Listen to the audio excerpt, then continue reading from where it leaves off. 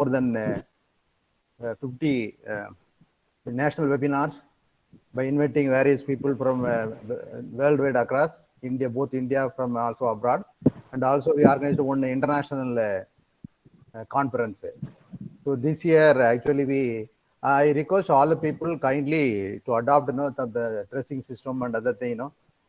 Suppose if you are any attend, you may be noticed some series of issues that have been taken place recently. I request all the people kindly to adhere the norms, and I sincerely request all of you kindly mute your mic. Okay.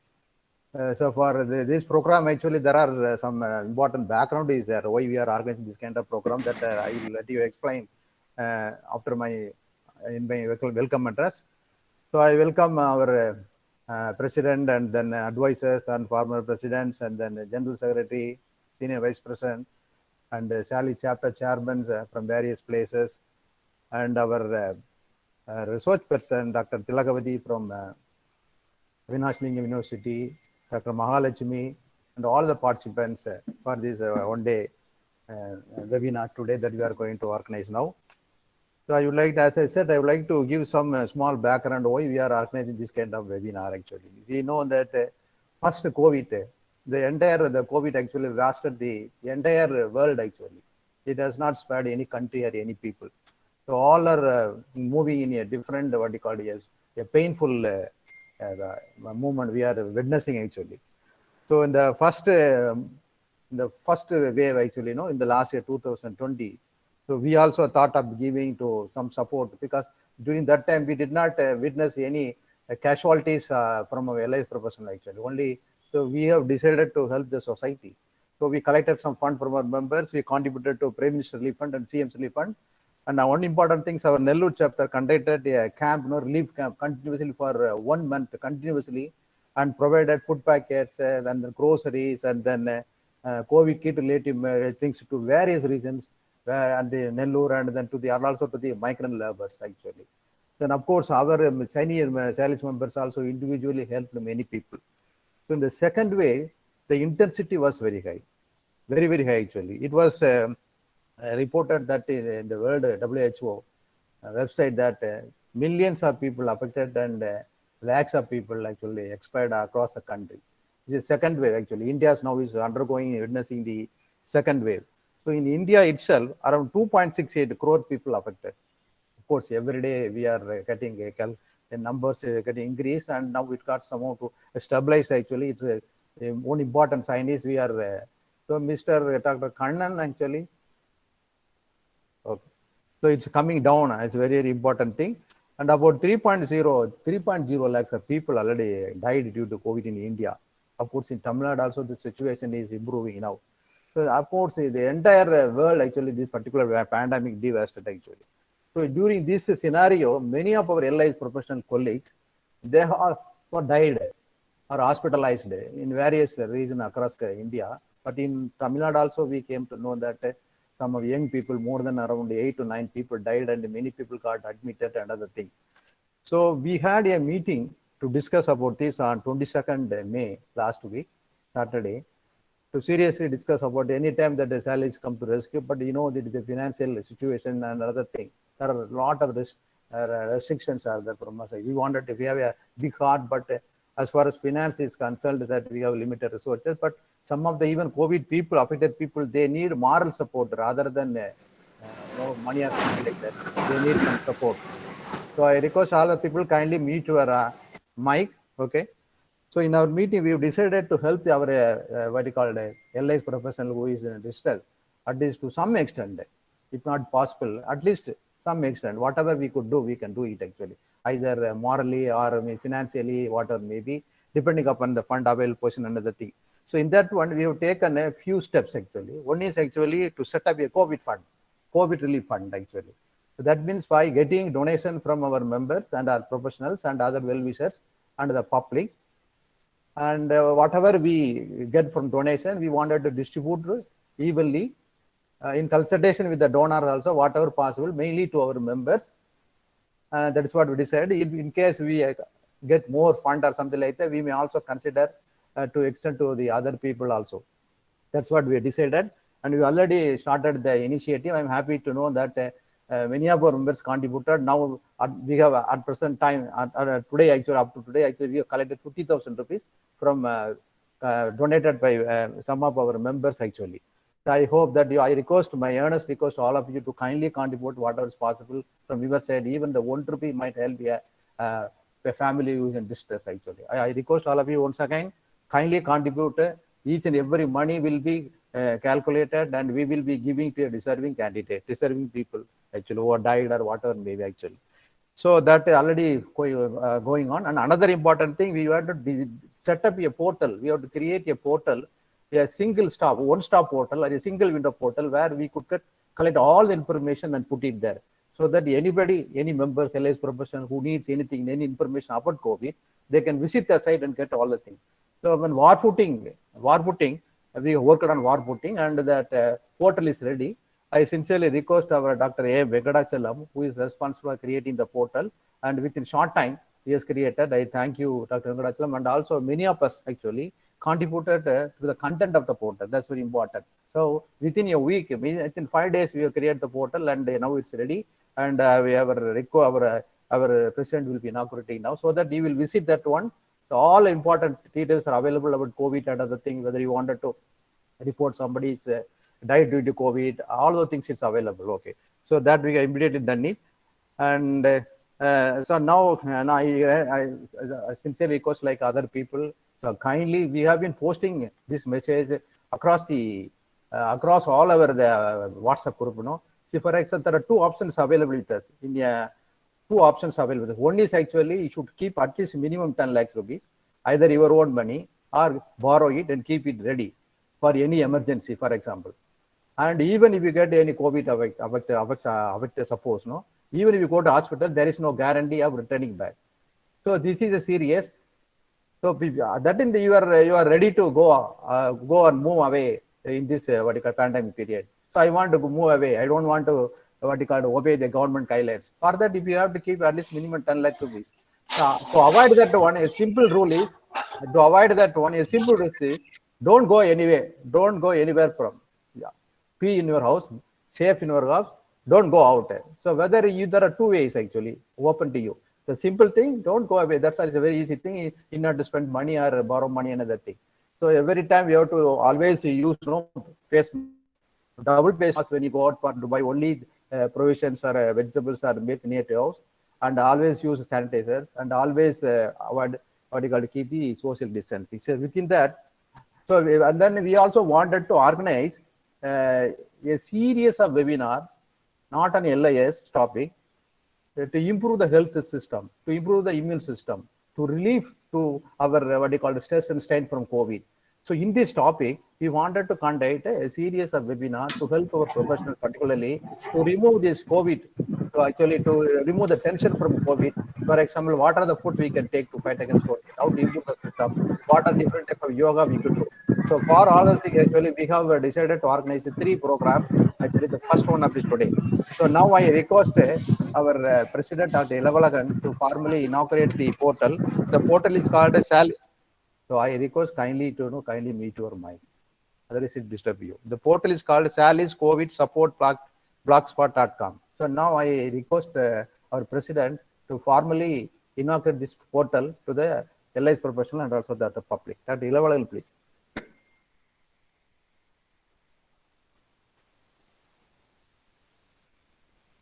Dr. Venkadachalam, please do the needful. Yes, sir. Permission given. Sir can open the site.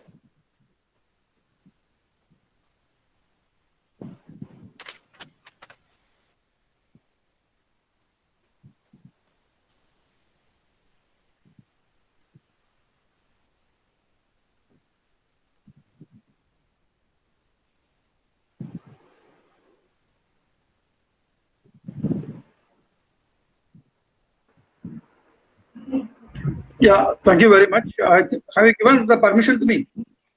Yes, sir. It's given, sir. Okay, you can share the screen, sir. Okay.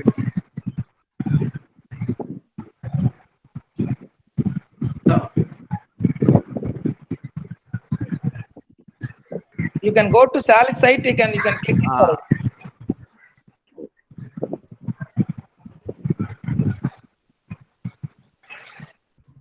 You can go to SALIS site and you can click that. Okay. Salis.in, you can type in the toolbar. Okay, you type. Yeah, it's in left side corner, sir. COVID support. In the top, sir, top menu. Top left. Okay. Top left, sir. Yeah. Yeah, thank you. Thank you very much to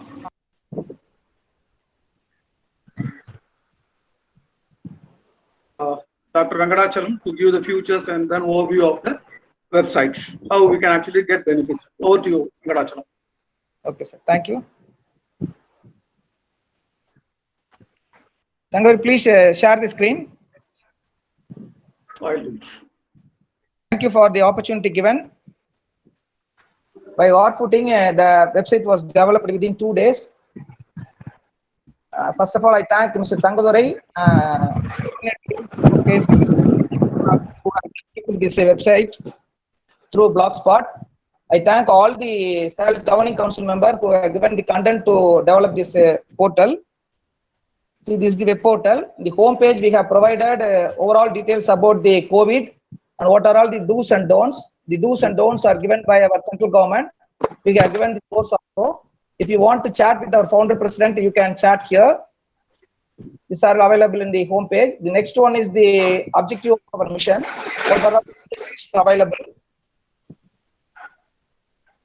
We have given. Then COVID, how we have to provide fund to SALIS to help our SALIS members. By NIFT you can transfer, by payment gateway, and by SALIS app you can do.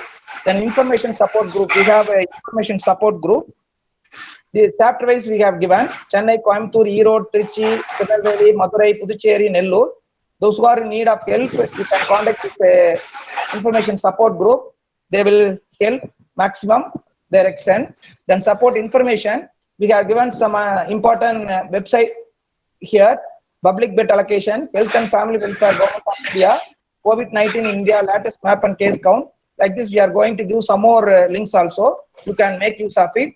Then what are all the programs we are going to conduct here? We have given COVID awareness program. Program 1 is we are in today. Program 2 on 28th, tomorrow and day after tomorrow. Program 3rd is on 4th June on stress management during pandemic. Then if you want to donate, you can click the want to donate menu.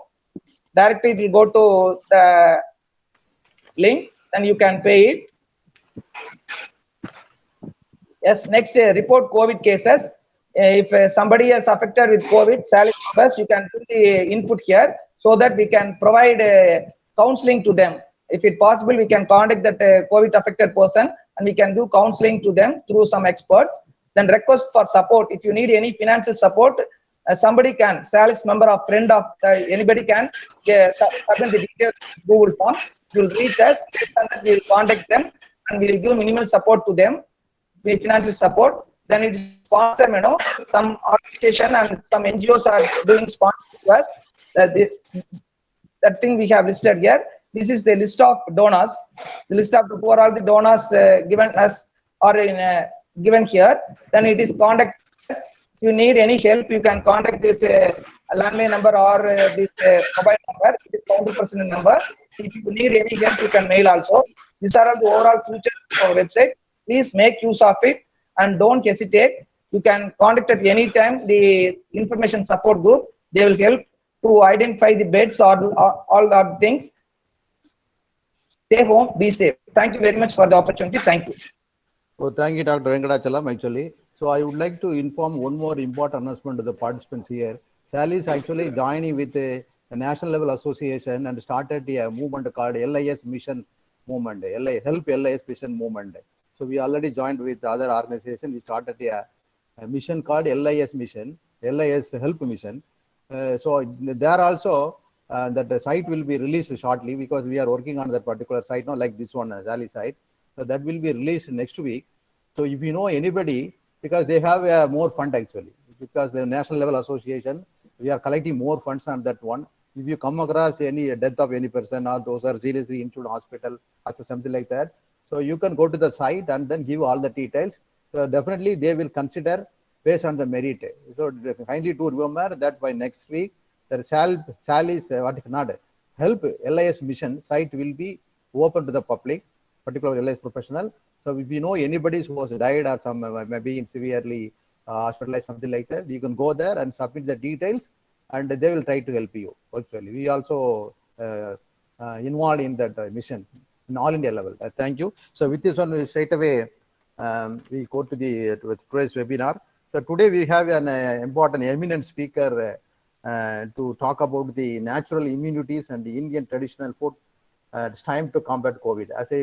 Because we have decided to conduct a series of webinar to help the people to improve immune system to fight against COVID. So as part of this, it is our first webinar. As I told you, Dr. Thilakavathy is working as a professor at Avinashilingam Home Science University. He is a very busy person. With the help of our Dr. Mahalakshmi from the university, we got this resource person. Thank you, madam, for arranging the resource person. And just I would like to give you a brief biodata about Dr. Thilakavathy. And actually, she has completed MSc, MPhil, and PhD. She worked as a training associate in ICR, Indian Council of Agricultural Research, sponsored training center for more than 14 years. And also now he has got some research and teaching experience more than 16 years. Now he's working as assistant professor at this Avinashilingam Home Science University, Coimbatore. He is a life member of many professional organizations attached to his what you call a subject. That is Indian Dietetic Association, Home Science Association, National Society of India, Tamil Science Congress. He involved in many activities also. And she has guided more than 40 MSc theses and then 6 MPhil theses. Right now, she is guiding more than 4 PhD theses actually.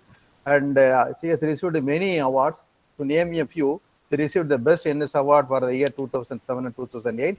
Received second prize for the competition conducted by Chennai, and received second prize for the paper presentation All India Science Congress. And then the Negro Excellence Award in the year 2020, Best Academician Award for the annual International Foundation. Like that, she has many awards, just like I only named a few only. And of course, she has published more than 12 international publications, including 20 national publications.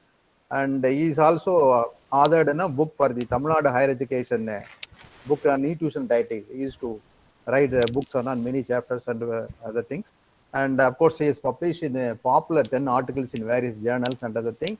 She has undertaken many projects actually. Development of coconut flakes as snacks and the determination of the glycemic index of rice flakes prepared out of pulkara at Mapillai Samba rice. So like that, she has conducted, she has undertaken many consultancy projects and completed in time, and it received appreciation from many people actually. And of course, she is continuously conducting many training programs for the faculty member student. With this brief introduction, may I invite Dr. Thilakavathy to deliver the lecture, madam, please. Thank you. Thank you, sir, for introducing me with such nice words. Good evening, one and all. I take this opportunity to thank the organizers for for requesting me to be the resource person, and I thank my authorities, our Chancellor sir and Vice Chancellor madam and Registrar madam for permitting me to be the resource person for this webinar. And for the next half an hour to 45 minutes, I'll be taking you all, or I will be talking about the foods which we all know already, and we are consuming some of the foods also, but we will not be consuming it often, or we will not know the importance of those foods. So for the next 45 minutes, I will introduce the importance of the special nutrients in each food, or each and every traditional Indian food, and the functional component present in the traditional food. And I'll be briefing about the role of nutrition in boosting the immunity. We all know, or earlier itself, our Tirumular has told, Unave Marundu, Marunde Unavu. So that is there even today, that is applicable even for today. So that is basic, and we should always remember that what we eat is medicine, and medicine can be our food also, but the difference is in the quantity we consume and the time we consume it.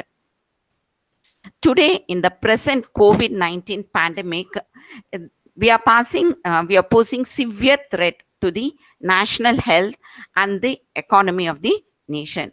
At the moment, there is no cure for the disease, and we need to formulate new methods, or new methods has to be explored to control the disease and control the spread of the disease. To control the spread of disease, good nutrition and healthy pattern of eating will optimize the function of the immune system and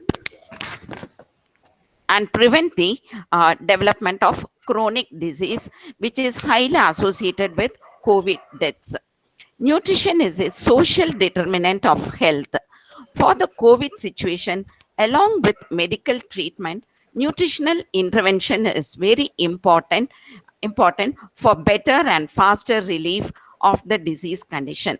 In our country, people can exclusively rely on traditional foods as immunity elevators.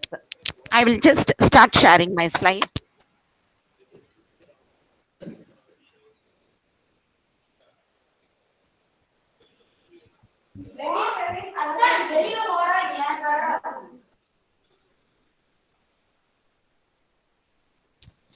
So my slides are visible. Yeah, visible, ma'am. Yes, ma'am. Yes, I'll ma'am. go from the first one.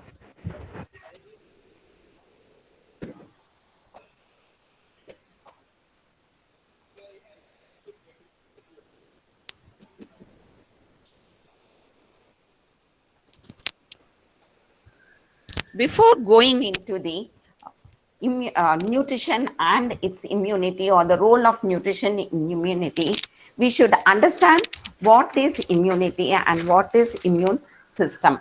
Our immune system, it is nothing but a network of intricate stages and pathways in the body which protects us against harmful microbes and the diseases caused by the microbes. The immune system will recognize the foreign invaders like bacteria, viruses, and parasites, and it will take immediate action. So, this immediate action is taken by the immunity, and this human body possesses two types of immunity.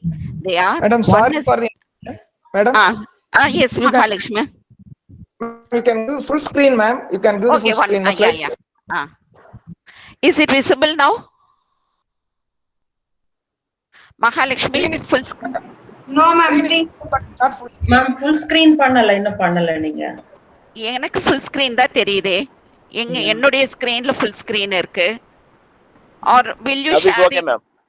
Okay. It's Now it's visible, okay, ma'am. visible for me. Visible, ma'am. It's visible. Okay. You forget, ma'am. Okay. And this immunity, there are two types of immunity in our body. They are innate immunity and acquired immunity. What is this innate immunity? It is nothing but the defense system with which we are born.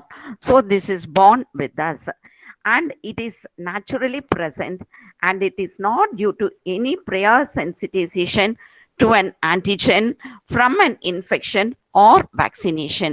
So this innate immunity is with the immunity with which we are born. This involves barriers that keep harmful materials from entering the body. So the innate immunity will have barriers preventing the entry of harmful bacteria, microorganisms. And it is also the first line defense from the pathogens which try to enter our bodies, and this is achieved through protective barriers. What are all the protective barriers in the body? There are many barriers. First one is the skin. The skin, the outer part of the body, and this is more exposed to the environment, and this skin is the first line barrier, and this keeps out the majority of the pathogens. It prevents the entry of the pathogens. Second barrier is the mucus. So any pathogen entering via the mucus, it is trapped. The acid present in the stomach, that is the gastrointestinal system and the stomach, as such they are having the natural acid, the hydrochloric acid, which destroys the pathogens. So when hydrochloric acid is in the necessary level, it is beneficial. Only when we take wrong foods and when the acidity is increased, we have problems. Otherwise, the stomach acid is a best immune system. Next is our enzymes. The enzymes which are present in the sweat and tears, which help in creating antibacterial compounds. So via the sweat and tears, we prevent the entry of microorganisms. The last one is the immune system cells, which is present throughout the body, and it will attack all foreign cells that enter the body. The second one is the acquired immunity.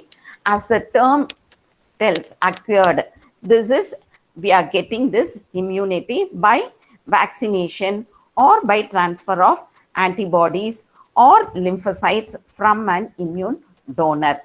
This acquired immunity we can get once if you're getting some disease condition, that is some infection. Earlier days, we all were having chicken pox, and they used to tell once chicken pox comes and goes, that person will not be again infected with chicken pox. That way, they develop the antibodies. Or after that, we started developing different vaccinations, and now we started taking vaccinations for many infectious diseases, and we control the infectious diseases. This acquired immunity, it is regulated by cells and organs in the body like the spleen, thymus, bone marrow, and lymph nodes. These organs play an important role in developing the antibodies or in immunity. Especially the thymus, bone marrow, and the lymph nodes have important role in immunity. When any foreign substance enters the body, these cells and organs will create antibodies, and it will lead to multiplication of the immune cells. So the antibodies will be created in the thymus, the bone marrow, and the lymph nodes, and immune cells will be multiplied, including our white blood cells. Our white blood cells is one immune cell, and these cells are specific. Excuse me, ma'am. Excuse me, ma'am. Yes, ma, tell ma. Ma'am, kindly one person is starting presenting, ma'am. One person Please. is? Who is Enchapa is starting presentation, ma'am. Your presentation is in breaking, ma'am. Participant, Okay. kindly. And once again, please share your presentation, ma'am. That's it. Somebody has Scrolling, ma'am. I have shared my presentation. Shall I share it once again? I will. Yes, ma'am, yes, Yeah, please. Yes, You'll have to share it again. Okay, You have to okay. share your screen again. That's Okay, it. I will do it. I will do it. Okay, ma'am. Okay, ma'am. See, now Chetna, you please stop presenting. Then only I can do the presentation, please. Chetna, please stop presenting so that admin rights, ma'am. see, somebody should take that. No, now I will do it. Take only one admin, ma'am.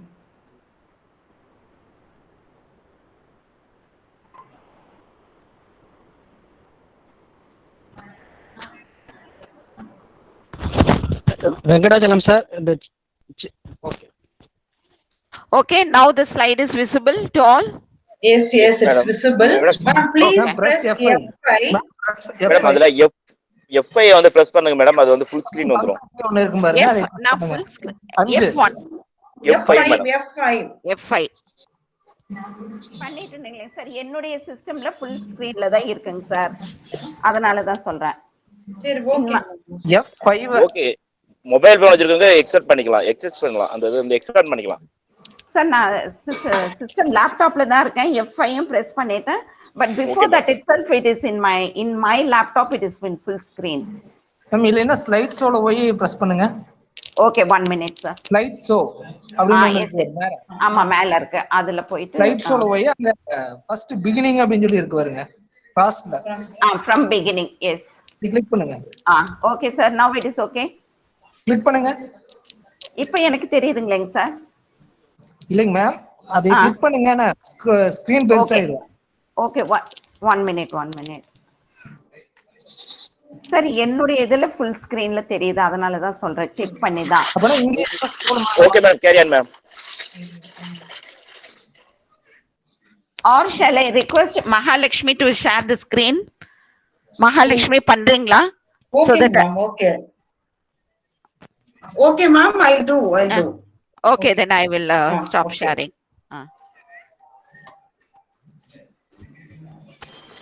Tangadari, please give permission to Dr. Mahalakshmi.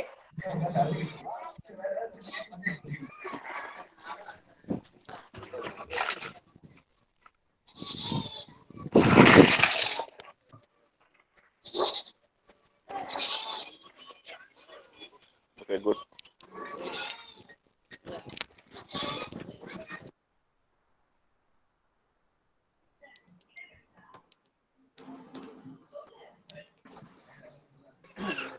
Sir, shall Okay, I do now? Yeah, super, ma'am. I like it. Yeah, now visible, ma'am.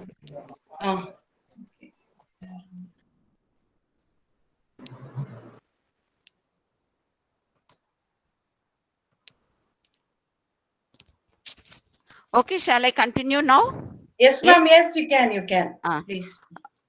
So we were talking about the acquired immunity, and this acquired immunity is nothing but which we get through vaccination or by getting the antibodies because of particular disease condition. So when any foreign substance enters the body, these cells and organs will create antibodies, and that will lead to multiplication of the immune cells. And even WBC will multiply in number specific to that harmful substance and attack and destroy it. If any virus enters, the immune cells related to virus, it will multiply, or bacteria means related to bacteria. So the immune cells, in particular to the type of microorganism, they will develop and control the microorganisms and the disease caused by the microorganisms.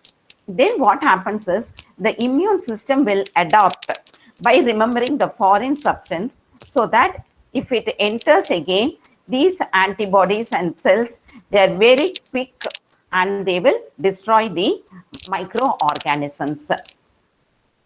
Mahalakshmi, the next slide, please.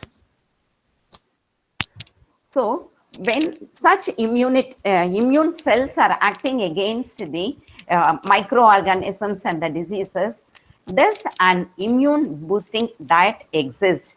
Is there any diet which will boost this immunity? Yes, we have many foods which will boost this immunity. We love to eat enough nutrients or take all the nutrients from a variety of diet, and this is required for the maintaining the health as well as for the functioning of all the cells. So it is not only for maintenance of health, functioning of the body, but also maintaining the immune cells and to keep actively the immune cells. Next is the nutrients, what are all required for this immunity is the main nutrients which are required is the micronutrients, especially the vitamins, vitamin C, D, A, and the micro minerals, the zinc, selenium, iron. Along with this, the macronutrient, protein. These all have an important role in boosting the immunity in any body, and these nutrients are available from the food what we consume. Only thing, all the nutrients are there in all foods, but only difference is the quality of the nutrient and the quantity of the nutrient available from that particular food. And these nutrients are present in both the plant and animal foods.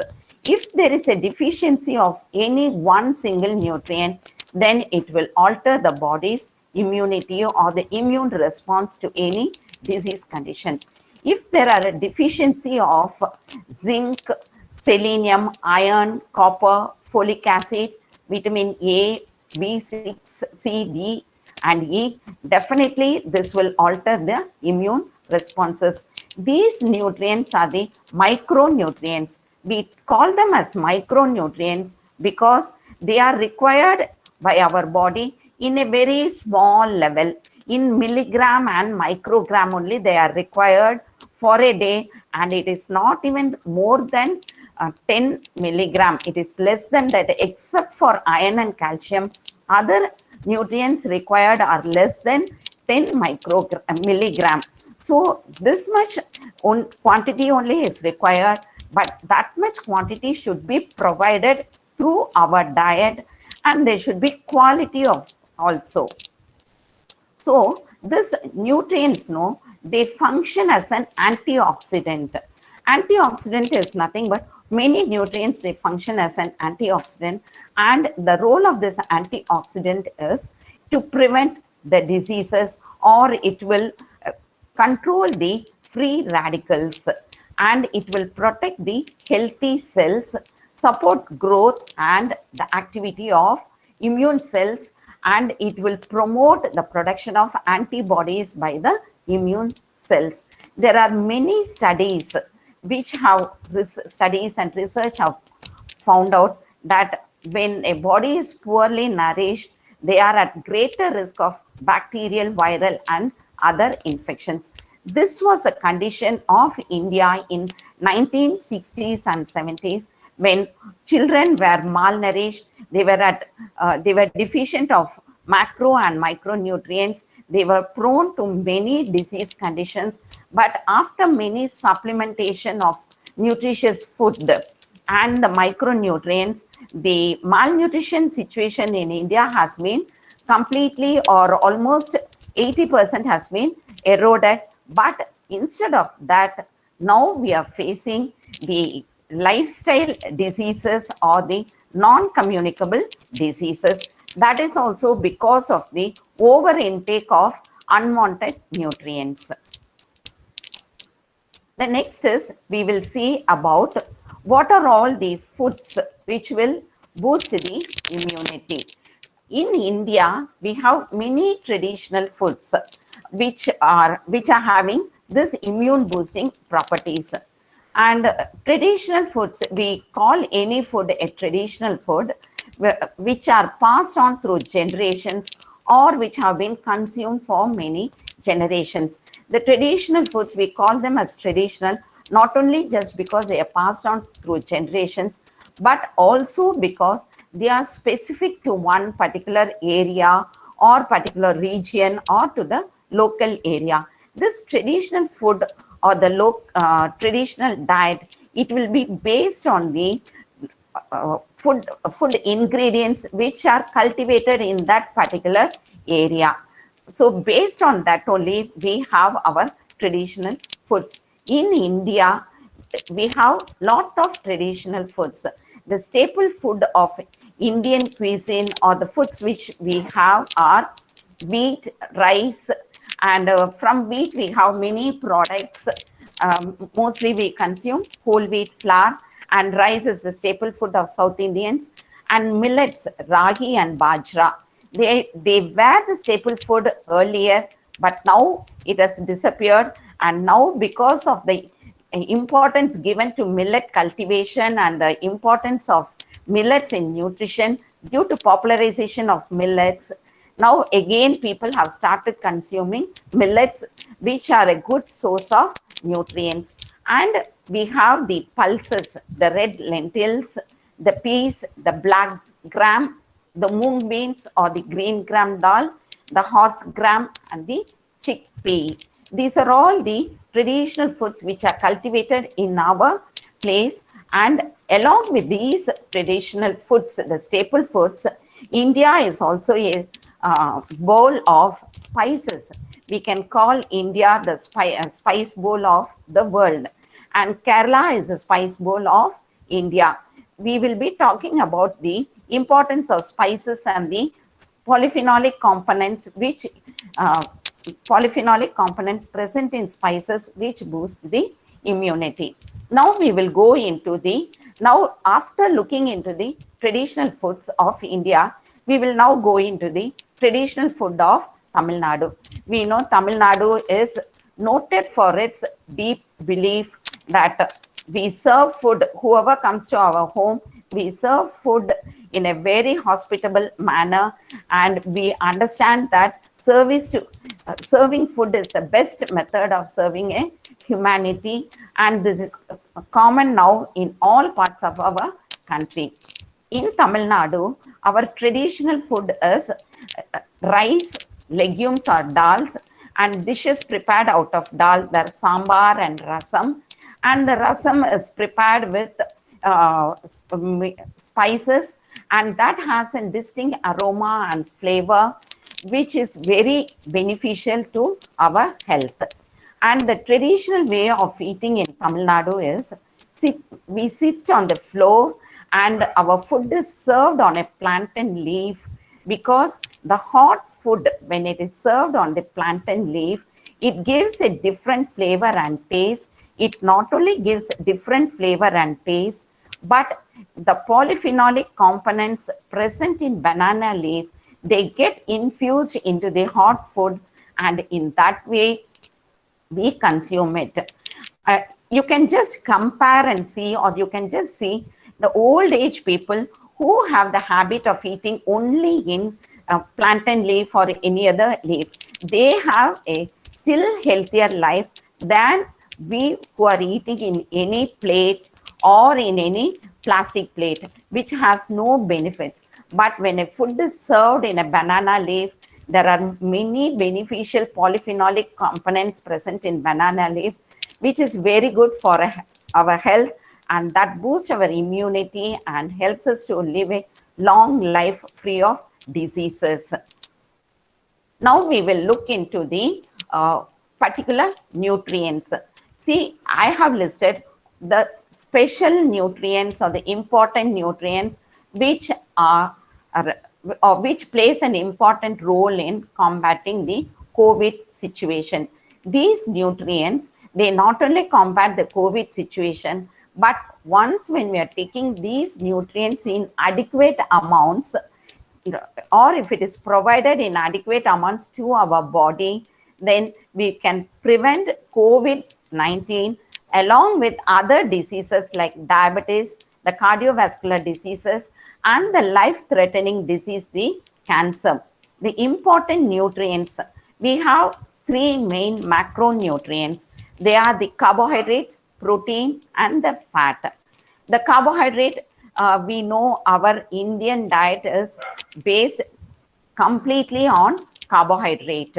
Our diet is mainly a carbohydrate food, and we get energy only from carbohydrate. And the carbohydrate we get from the starchy grains which we eat, and the legumes which we eat in a less quantity, the starchy vegetables, the milk, meat, poultry, all the foods cultivated, both vegetarian, almost all vegetarian foods except for green leafy vegetables, all are sources of carbohydrates. Coming to protein, the sources are egg, sprouts, sprouts prepared out of pulses or grams, groundnuts, almond, Bengal gram, and soya. Soya is the only vegetarian source which has protein equivalent to that of non-vegetarian protein. Next, fat. Fat is required to our body in a small amount, or 20% of our energy should be provided from the fat.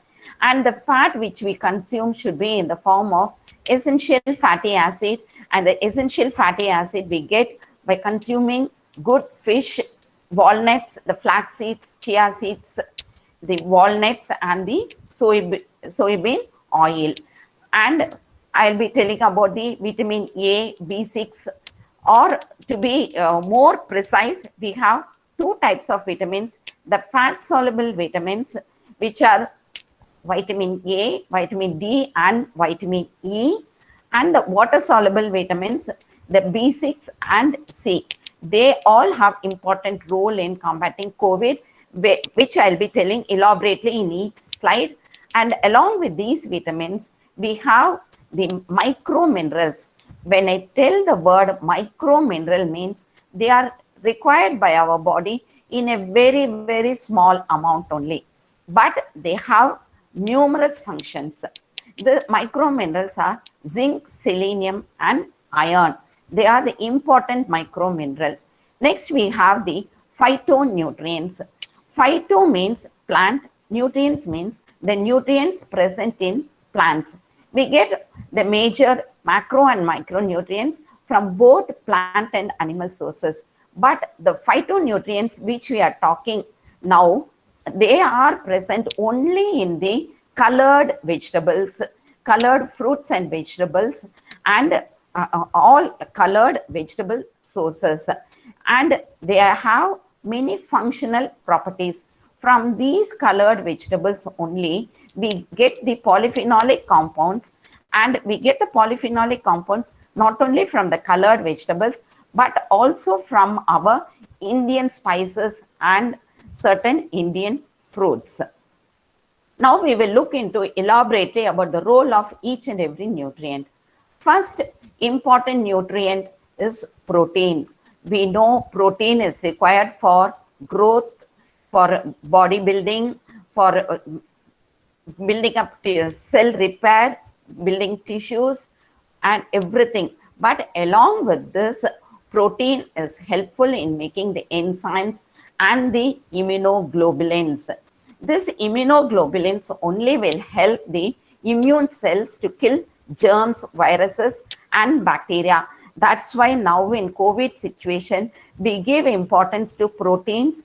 Now the diet suggested for COVID is we should have minimum at least 3 eggs a day and protein from sprouted legumes. So these two sources give sufficient and very good protein.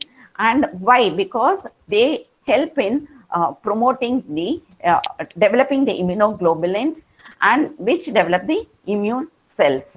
And these proteins will keep the gastrointestinal tract and the immune system very, very healthy. If we are lacking protein, or if there is any deficiency of protein, then it will cause atrophy of the lymph organs.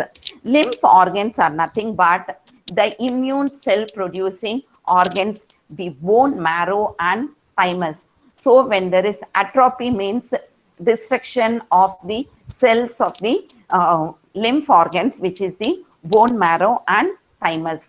This thymus is a very specialized lymphoid organ, because this is very important for the immune system.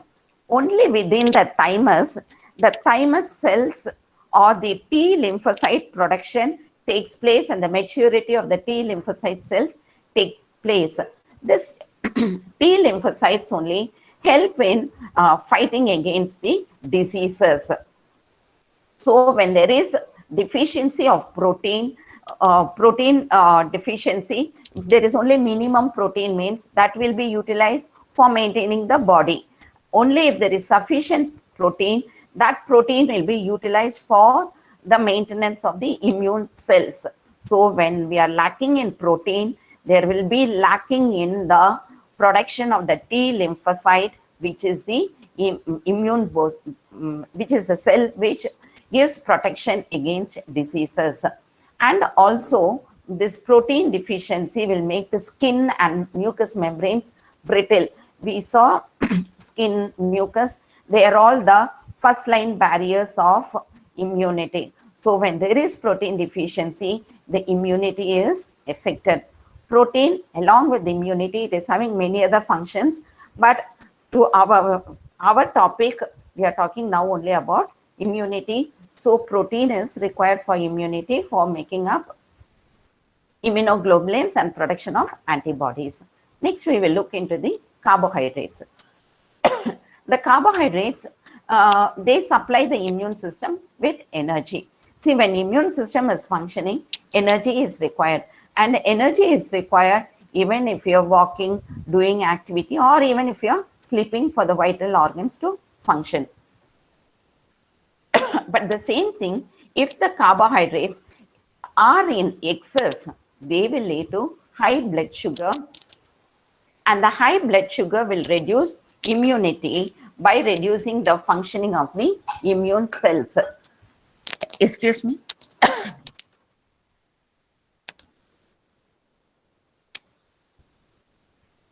This high blood sugar, it is a stress factor. So it will cause stress, it will increase the cortisol secretion, and it will increase, it will make more of insulin secretion has to be more to control the blood sugar. And all these interrelated factors will reduce the immune function. So when we're taking more of this carbohydrate, it is converted into blood sugar or the blood glucose, which will have an impact on the immune system. So carbohydrate food should be taken in minimum quantity. But our Indian system or the Indian food is mainly composed of more of carbohydrates.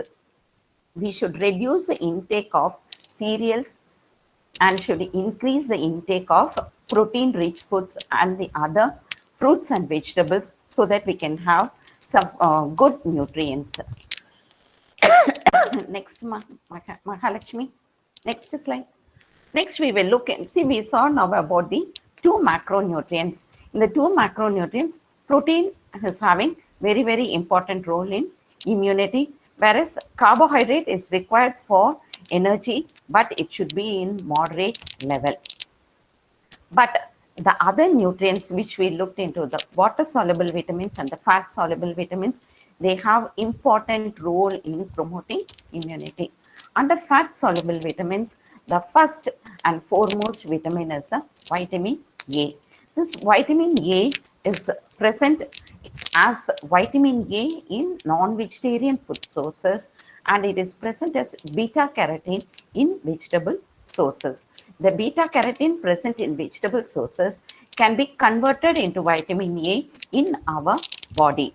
So most of us Indian diet, they rely only on beta carotene for vitamin A. So we should concentrate on the intake of beta carotene, and we know from school days we talk only if you take more of vitamin A or beta carotene, it is good for our eyes. If there is a deficiency of beta carotene, there will be problem with eyesight, or severe deficiency will lead to loss of eyesight. That is one aspect. But coming to immunity, this fat soluble vitamin has important role in immunity because it acts as an anti-inflammatory vitamin. It controls the inflammation caused by any microorganism. Once a microorganism enters the body and it causes some inflammation in any part of the body, immediately the beta carotene will act on that. It will make antibodies, and the antibodies will respond to the toxins produced by those viruses, and it will control the inflammation. Vitamin A is an important nutrient to boost the immunity. But one important point to be noted is vitamin A or beta carotene, if it is consumed without little oil or any fat, then it will not be absorbed. The beta carotene absorption is only, or it takes place only in the presence of fat.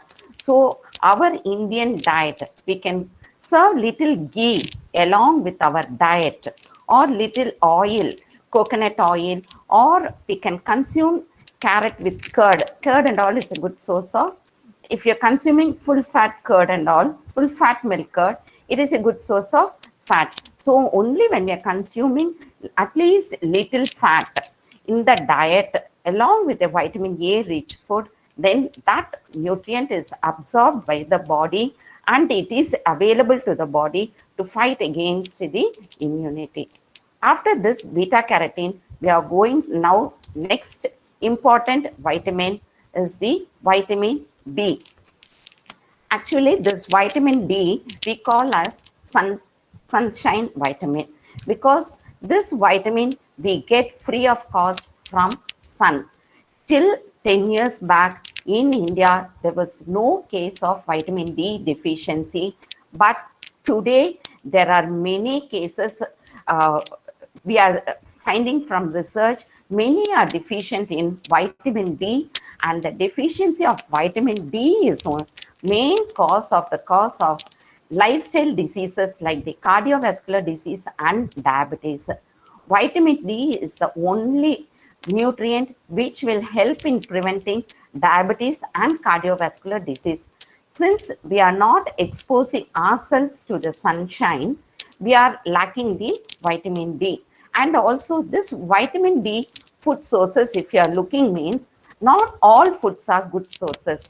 Only some animal foods are very good sources, and some nuts and cheese, they are good sources of vitamin D. And nowadays we are getting foods fortified with vitamin D nutrient. But that is a very pathetic situation in India. We are having sunshine throughout all the 365 days. Only some days due to rainy season we will not have sunshine. If we are exposing ourselves for minimum 30 minutes to that sunshine from morning 8 o'clock to 11 o'clock, we will get the sufficient vitamin D. We will see how vitamin D helps in promoting immunity. Now when we are talking about COVID, the doctors, they tell about protein, then vitamin A and vitamin D, and they are suggesting that any person affected with COVID, they should expose themselves to sunlight. Why they are telling? Because this vitamin D, it will trigger the body's immune cells to produce antibodies. Therefore, vitamin D will promote an overall increase in the strength of the immune system. See, this we are getting free of cost. We can promote or develop our immunity just by exposing to sunlight, because the immune cells, whichever is present in our body, they are triggered by the exposure to sunlight. I don't know whether you all know now, in earlier days, or I have observed in my days in our family and all, when newborn baby is there, for first 1 month, every day morning, the infant will be exposed to early morning sunlight, because the baby will be having always inside. So early morning by 7:30, before 8 o'clock, with whatever sunlight, we will expose the baby with minimum clothing to sunlight. But nowadays, I don't think the young mothers are practicing this, but I have seen, and this has helped a lot for the immunity development. And exposing to sunlight not only increases vitamin D, but this vitamin D is required for the absorption of calcium. Calcium is another nutrient which is required for the formation of bones or strengthening of bones. So if we are lacking vitamin D, calcium absorption is affected and our bone is also affected. Always vitamin D and calcium, they go hand in hand, both are interrelated. So we should maintain both the levels, vitamin D and calcium. And only if our bone is strengthened, our other body will be strong. So vitamin D is required for boosting immune cells and as well as for promoting calcium. Now, I will show a slide where the importance of sunlight is given. If you are going through the importance of sunlight, you will be amazed how much benefit we are getting from sunlight. See, when we are exposing ourselves to sunlight, Mahalakshmi, next slide, please. See, when you're looking into that image, you can just see how many benefits are there because of sunlight. See, we should regularly expose ourselves, and the regularity should be also optimum. This will prevent, or so many benefits are there. You can just browse and see benefits of sunlight. You can see how many benefits are there. Once you read that, then you will never miss, or you will never want to miss standing out or working or going out in sunlight. See, this, when we are exposing ourselves to sunlight, we get adequate vitamin D, or vitamin D synthesis in our body takes place only in the presence of sunlight. The conversion of pre-vitamin D to the vitamin D in the absorption form takes place only in the presence of sunlight. So we should expose to sunlight, and how the sunlight helps in boosting the immunity. See, we saw about T cells, the lymphocytes, and white blood cells, WBC and all. They're all the immune cells. So sunlight plays it, and we know these cells plays an important role in fighting infection. So when our skin is getting exposed to sunlight for an adequate duration, this is very important. Adequate duration, 15 to 30 minutes per day. So it's not just 5 minutes. See, exposing to sunlight, there is a, at what time we should expose ourselves, how long. So minimum 30 minutes we should expose, and the exposure time to sunlight, it is best absorbed in the morning from 8 a.m. to 11 a.m. If you are happening to expose yourself in the afternoon, after 12 to 4 o'clock, we should have some sunscreen. We should protect ourselves and we can expose to sunlight. And when we are exposing ourselves to sunlight, we should, it is not only sufficient of exposing our hand and the face, we should try to expose even some other part of the body, the hand and other parts, whichever is possible, by that is, we should have a decent dressing. Our old pattern sari, sari for women I'm talking, it helps in absorbing good sunlight. In Coimbatore, there is one gynecologist. She's a very famous gynecologist, and any young mother going for consultation to her during pregnancy, the first thing the doctor tell will, you wear a sari and sit in sun, because that doctor is very famous, and many affluent family women only go to that doctor, and these affluent women, they don't get exposed to sunlight, but they will go for gym, they will do yoga and other things, but they will not get exposed to sunlight. But the first point what the doctor tell to the young pregnant women is, expose yourself to sunlight in morning 10 to 11, wear sari or half sari and sit in the sun, not chudidar or nighty. This is what she tells. See, that much is needed. Now we need a doctor or a counselor to tell us to go to the sunlight. But our mother and grandmother, they were always working in the sun, and they gave, and we were blessed because we were born with good immunity because of sunlight. And we'll see now again how sun helps. So when our skin is getting exposed to sunlight for an adequate duration, the blue light spectrum of the sun, the waves, helps these immune cells, these cells to circulate in the body very effectively. So when we are exposing to sunlight, the immune cells will be circulating in the body very quickly, and it will reach the point of infection, and therefore the infection is controlled immediately in the initial stage itself, before the multiplication of the microorganisms in the body.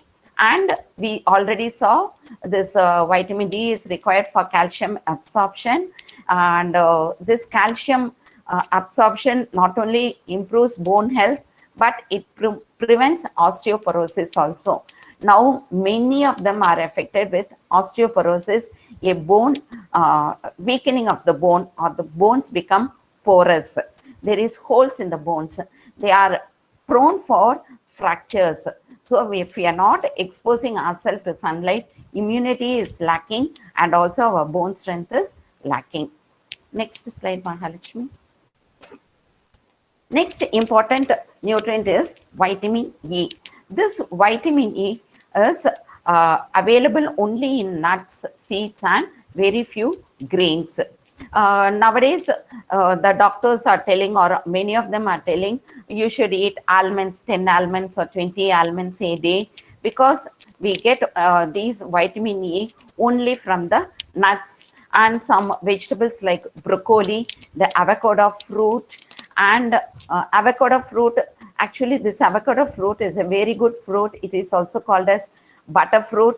This is a only fruit which is rich in fat, but it is very, very good for cardiovascular disease. So this avocado fruit is a good source of vitamin E, and This vitamin E, which is fat soluble, will regulate and support the immune system.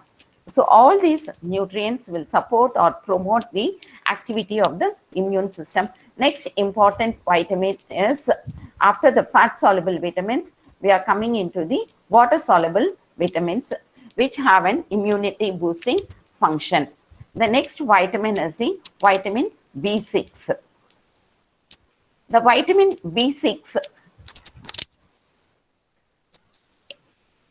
the vitamin B6 is, it helps, it is a water soluble vitamin, and this will help in boosting the lymphatic system. We saw already the lymphatic system is the place where the immune cells are developing and it is traveling throughout the body. So the presence of vitamin B6 in our body will help us boost the lymphatic system and thus the immune cells. And also this is very much essential for forming red blood cells. RBC, this RBC is required for hemoglobin formation. Only if hemoglobin is in good quantity, we are prevented of anemia, or our blood is good blood. So vitamin B6 is required for the boosting the lymphatic system and as well as for the formation of red blood corpuscles. And the vitamin B6, it is mostly present only in non-vegetarian sources, and if it is present in vegetarian source, if we are cooking, even that is lost. But we can get vitamin B6 from taking sprouted green legumes or cereals. I'll be talking about sprouted legumes separately. Now I'll be covering the nutrients. We will go to the foods which give these nutrients. Next important vitamin, water soluble vitamin, which everyone knows, is the vitamin C. Today for COVID, doctors are telling take supplement of vitamin C and zinc tablet. Now we are taking vitamin C in the form of tablet, but this poor vitamin, it's abundantly present in our traditional food. In our house, we used to have one amla tree, one drumstick leaves tree, moringa tree. They are all good sources of vitamin C.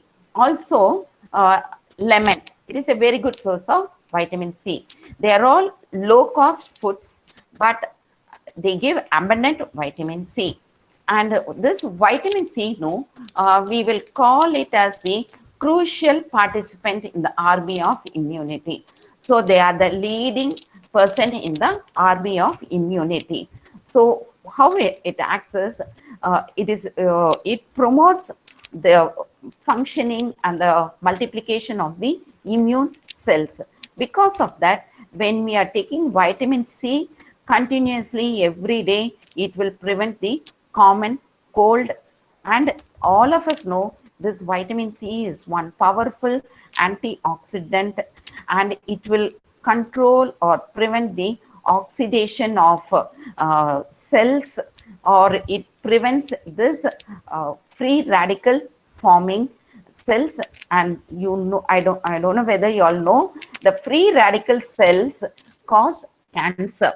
So when we are taking more of vitamin C rich foods, it not only boosts our immunity, it will also control the growth of this carcinogenic cells which cause cancer. And they control the infections like sepsis, and also they control acute respiratory distress syndrome. But many will ask, many people, they have a wrong notion that when they are taking vitamin C rich fruits like orange or lemon juice, they tell if they drink that, they will get cold or cold cough. But that is a wrong, or it is a myth, or it is a false belief. We should take vitamin C every day. And this vitamin C, it cannot be stored in our body. It cannot be synthesized in our body. So it has to be supplied through diet every day. And there is no overdose of vitamin C. If there is any overdose of vitamin C, it will be excreted via the urine. So we can take any amount of vitamin C. Only those who are having ulcer, if they have any ulcer problem, they should be cautious of taking vitamin C from which source. They should have vitamin C even for healing in the ulcerative cells in the stomach, but they should be cautious from which source the vitamin C should come. Next, after seeing this vitamins, we are going to the next micro mineral, the zinc. Today, doctors are talking about zinc. This zinc, it is a vital component in white blood corpuscles. So, in forming white blood corpuscles, zinc is essential, and WBC only will fight against infections. We saw vitamin B6 is required for formation of red blood corpuscles, and zinc is required for the formation of white blood corpuscles. Both RBC and WBC fight against infections. So if there is a deficiency of zinc, then the individual is susceptible to many type of viral infections, and they will have or some person will often have cold for small reasons. If they're exposing to little dust or little climate change or little change of food, everything, they will have cold. It is because of zinc deficiency. The immune system, they require zinc. For the efficient functioning of the immune system, zinc is very, very much essential. And body cannot store much of zinc, or it cannot produce zinc also. Therefore, zinc has to be provided through our diet. The best source for zinc is the seafoods. Seafoods like shellfish, the crab, the lobsters, all that are very good source of zinc. And in vegetarian source, mushroom is a good source, but nowadays the mushroom is cultivated with spraying lot of medicines. So we should be cautious in consuming mushroom also, but we can consume beans. We can go for some nuts, almonds, walnuts, and flax seeds. They are all good sources of zinc. And nowadays we get fortified cereals and breakfast cereals and breads, which are having, they fortify it with zinc. Next slide, Mahalakshmi. Next is important term is prebiotics and probiotics. Till now, we were seeing about the nutrients, the macronutrients, protein, carbohydrate, and the fat, and the micronutrients, fat-soluble vitamins, water-soluble vitamins, and the minerals which are required for boosting immunity. Next, we talk about prebiotic foods and probiotic foods. These are the terms which is in very commonly heard nowadays. Even if you're looking into packed curd boxes, they would have put curd, it is full of probiotic organisms, curd with probiotic culture.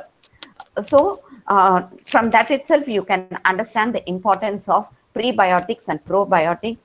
This prebiotics and probiotics, they are very much important for the health of intestinal system. They are important for maintaining a healthy gastrointestinal tract. So only in a healthy gastrointestinal tract, that is, healthy gastrointestinal tract is only in a healthy body, because only in gastrointestinal system the food is metabolized, absorbed, and excreted. When our intestinal system is not functioning properly, all the major function is affected, and therefore the body is affected. So to maintain the healthy gut system, we require prebiotics and probiotics. We will see what are prebiotic foods. See, this is a very important aspect in nutrition and in maintaining health. And this prebiotics and probiotics, they are not only important in promoting immunity, but they are also important in preventing cancer. See, nowadays, many of them are affected with cancer, especially intestinal cancer. Why? Because of poor probiotics and prebiotics in the intestine. When this is absent, they allow the multiplication of unwanted or bad bacteria. The prebiotics, no, they are nothing but a form of dietary fiber which feed the friendly bacteria in gut. We know our small intestine and the large intestine, they are the flora that is in these two places. Much of bacteria is surviving, and this bacteria which is there in our small intestine and large intestine, they give more benefit to our body. So if our bacteria, beneficial bacteria, has to survive, we should feed them with good food. That is, we should give them a good dietary fiber. So from where we get this good dietary fiber? First thing is, we get good dietary fiber or a prebiotic. That is, fiber is present in many foods, but the prebiotic fiber is, we get it from garlic. I will talk about garlic in another slide separately because it has a lot of beneficial effect in immunity. But as a prebiotic, it has one fiber which helps in promoting the growth of beneficial bacteria. Plus, it has this fiber will control or prevent the disease promoting bacteria from growing. So when you are consuming garlic, it promotes the growth of beneficial bacteria and controls the unwanted bacteria. So if there is any infection or through some food, there will be some unwanted bacteria. So the unwanted bacteria will be controlled by taking garlic. Next prebiotic food is banana. Banana, we call it is a poor man's apple. This is a delicious fruit. It is rich in many vitamins and minerals, and it is a good source of potassium. And another important aspect in banana is it is not having sodium. So those are having, or those are having problem with the heart, cardiovascular disease, or having hypertension, they can consume banana because banana is not having sodium, which affects the pressure.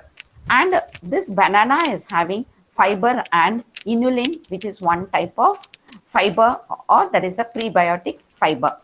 In unripe banana or the valakai, which we consume as vegetable, it has resistant starch. That is also a prebiotic fiber. So this has beneficial effect on bacteria. Next is the cereal barley and oats. Both barley and oats have beta glucan, one type of fiber.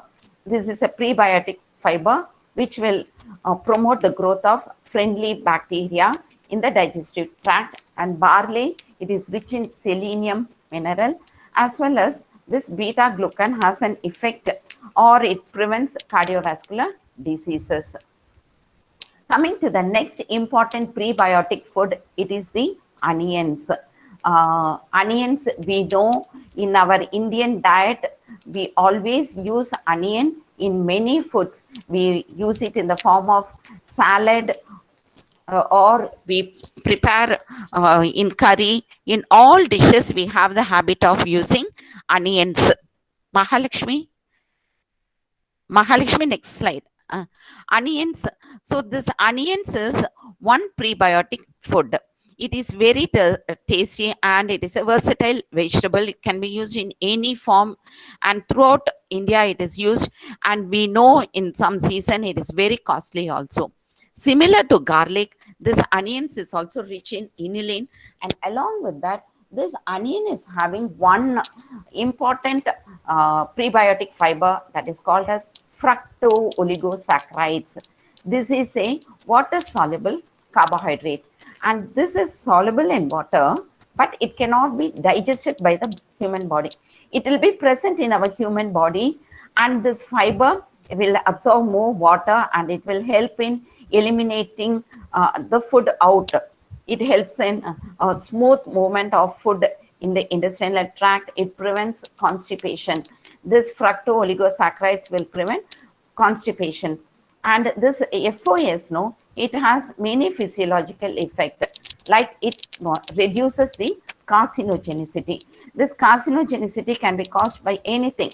So if you're taking sufficient onions, and FOS through onions will prevent or reduce carcinogenicity, and it will help in mineral absorption. And not only that, it will decrease the level of serum cholesterol, triacylglycerols, triglycerides, phospholipids, all cholesterol family. It will help in reducing. Along with that, this FOS will strengthen gut flora. Gut flora is nothing but the microorganisms living in our intestinal gut or intestinal system. It will help in breakdown of fat. See, the digestion of fat, it has to take place in the intestine. Fat has to be broken down to small chain fatty acid, which is done by FOS. And another one important thing is by fat breakdown and by the action of this FOS, nitric oxide production will take place within our body. This nitric oxide has an important function in immune system. It will boost the immune system. Not only boosting immune system, this nitric oxide will dilate the blood vessels. Therefore, it will prevent cardiovascular diseases. So we should take foods which are rich in nitric oxide. So when you are taking onions, nitric oxide is produced within the body, which dilates along with immunity. It will dilate our blood vessels, and therefore even cardiovascular diseases are prevented, or there is no deposition of fat in the blood vessels, preventing atherosclerosis. And the onions, they have the flavonoid quercetin, which is an antioxidant, and it has anti-cancer properties also. And apart from this, see, our traditional diet, we combine onion with curd. Curd is a probiotic food. After talking about probiotic, I will tell how both has an effect. Next slide, it is about probiotics. These probiotics are nothing but they are live microorganisms which are present in some foods, and they are the beneficial bacteria which is required for digestion. It reduces depression, it promotes heart health, and it reduces the risk of antibiotic associated diarrhea. So if we are consuming antibiotics for some controlling the microorganisms, we will have diarrhea. The diarrhea is prevented by consuming probiotic rich foods. Moreover, this probiotics will boost the IgA producing cells. This IgA is immunoglobulins. They are which are immune cells as well as the T lymphocytes. So the immune cells are boosted or produced more in the presence of probiotics. Probiotics are nothing but the live microorganisms, live beneficial bacteria. These probiotic foods are provided in our traditional diet in very few foods. It is mainly present in fermented foods. So in our traditional system, the fermented food is curd, buttermilk, and we have the idli batter. But what happens is, idli batter, though we are fermenting, we are cooking it. So the bacteria is killed. But only in curd and buttermilk, we are consuming as such without any processing. Therefore, they are good source of probiotics. But nowadays, we are getting curd from supermarkets and shops. All dairy industry, they are giving curd in small boxes in attractive forms and very thick curd, which attracts our children.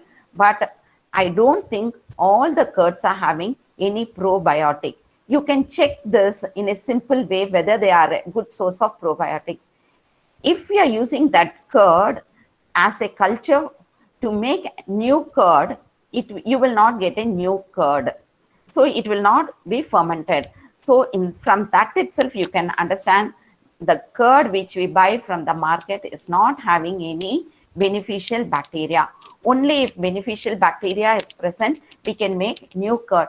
But if we are looking into our households, every day our women, they prepare curd at home. After using milk, it is a routine practice in many of the households to make curd. Curd prepared at home is only good for health. It is only a good source of probiotic for bacteria.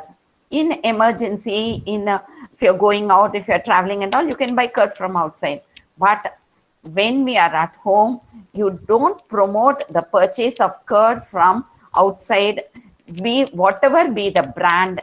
It can be any brand, but the brand, it's not having the necessary beneficial bacteria. This you can test. You can take that curd, use it for developing a new curd. If it is developing into a new curd, then that is good brand. Otherwise, it's not a good brand. But nowadays, certain brands, they are giving in their box itself with probiotic. This is probiotic curd. So it is understood they are adding culture after processing.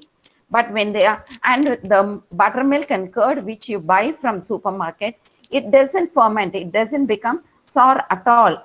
But the curd which we prepare at home, no, after one day it becomes sour. We feel it romba pulikkudu saapta mudiyala because of lactic acid formation. More bacteria grows and there is more formation of lactic acid. This lactic acid is also beneficial and it prevents acid reflux, everything.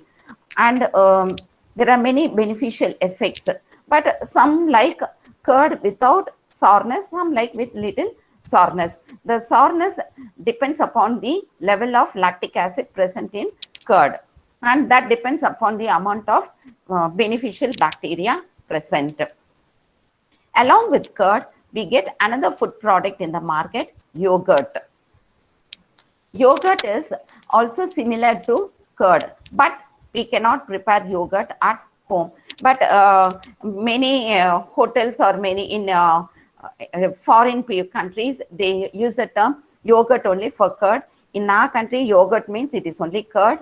But yogurt in other countries, and even now we get from supermarkets yogurt which is cultured. That is, they prepare or process milk.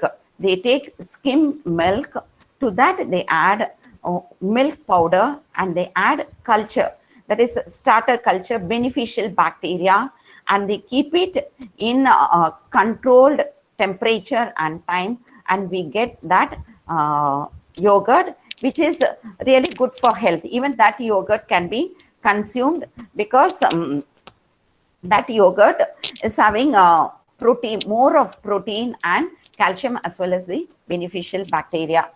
Mahalakshmi.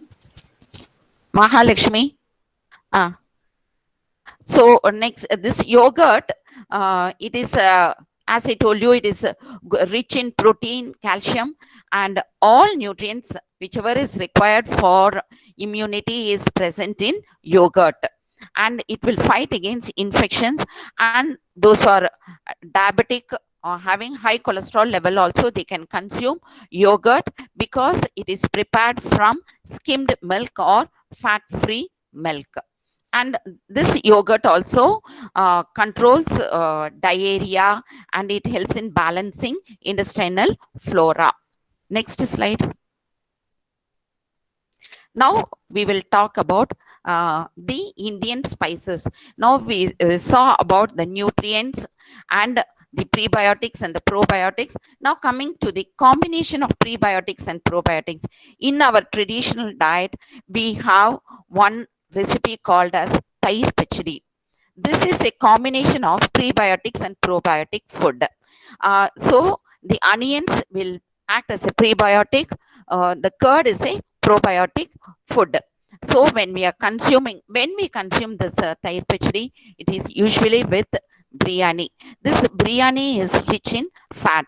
So to digest or to metabolize fat in the biryani, the fructo-oligosaccharides in onion will help, and also we are adding more spices. There will be irritation in the stomach. the curd will soothe the stomach.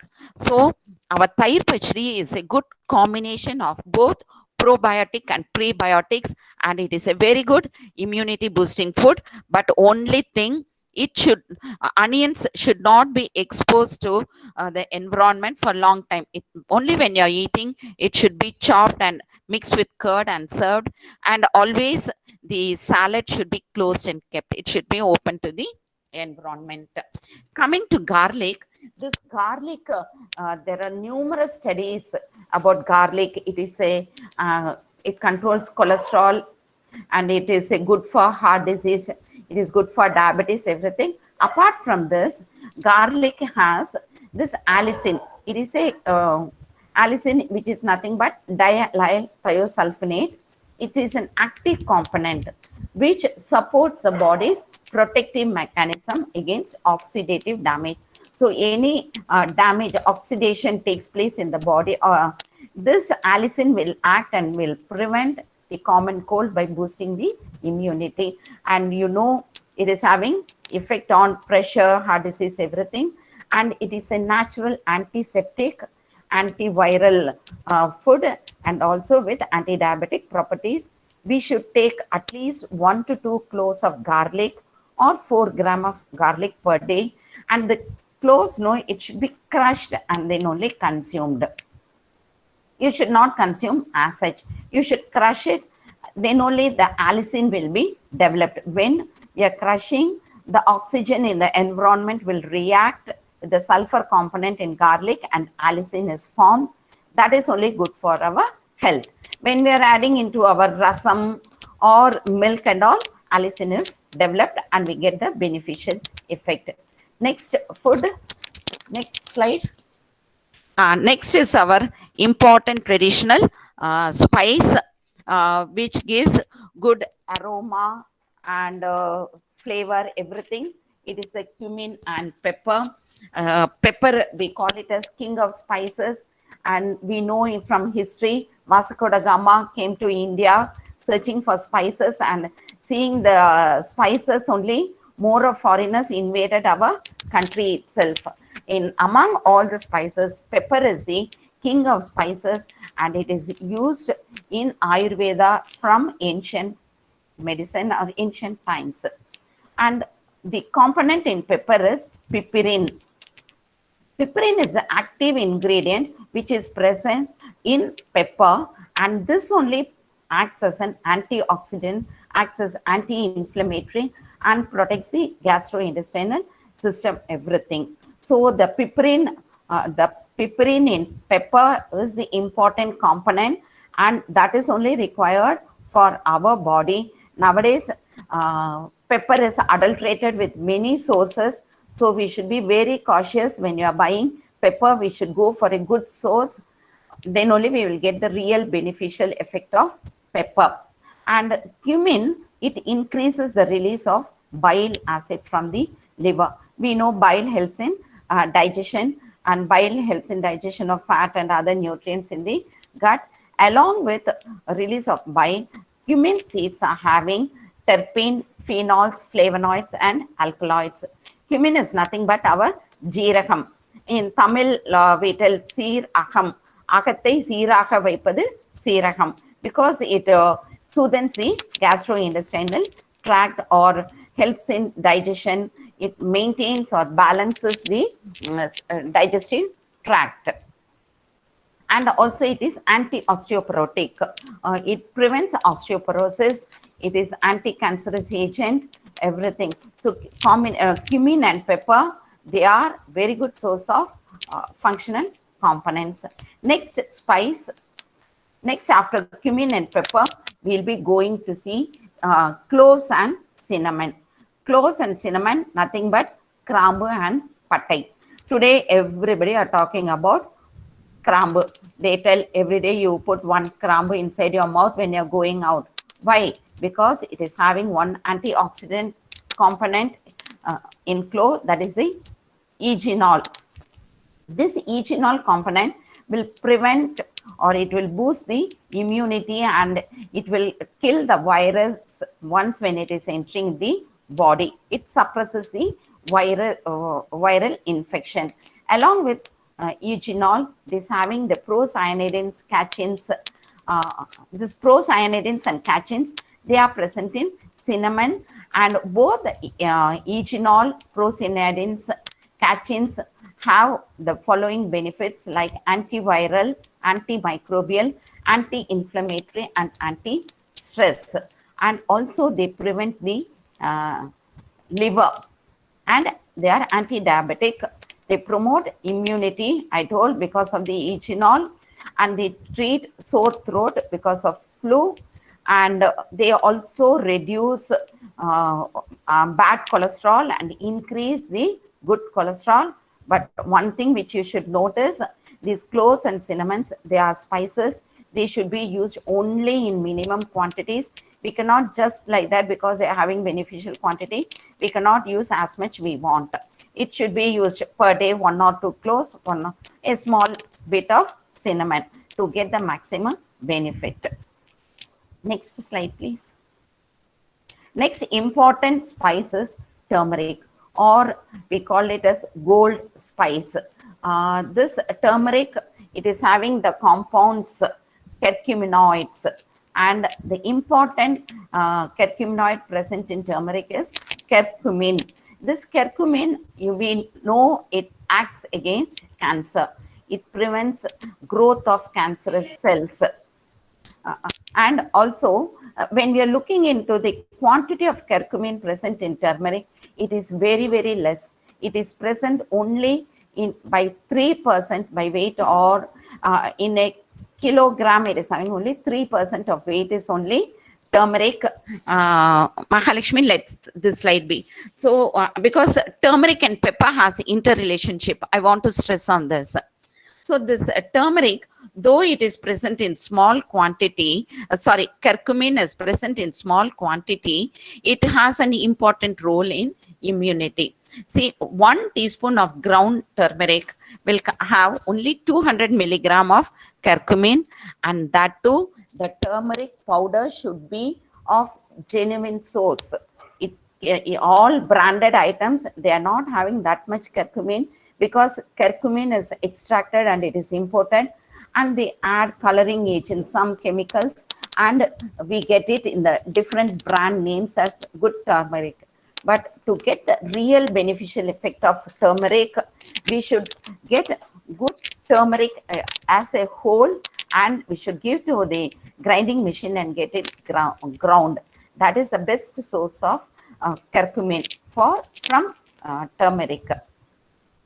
And see this, to have an anti-inflammatory effect, we need around 500 to 1000 milligram of curcumin. Just imagine, only 1 teaspoon is having only 200 milligram, that too from a good source. But for anti-inflammatory, we need 500 to 1000 milligram. Just imagine how much turmeric we are using in cooking.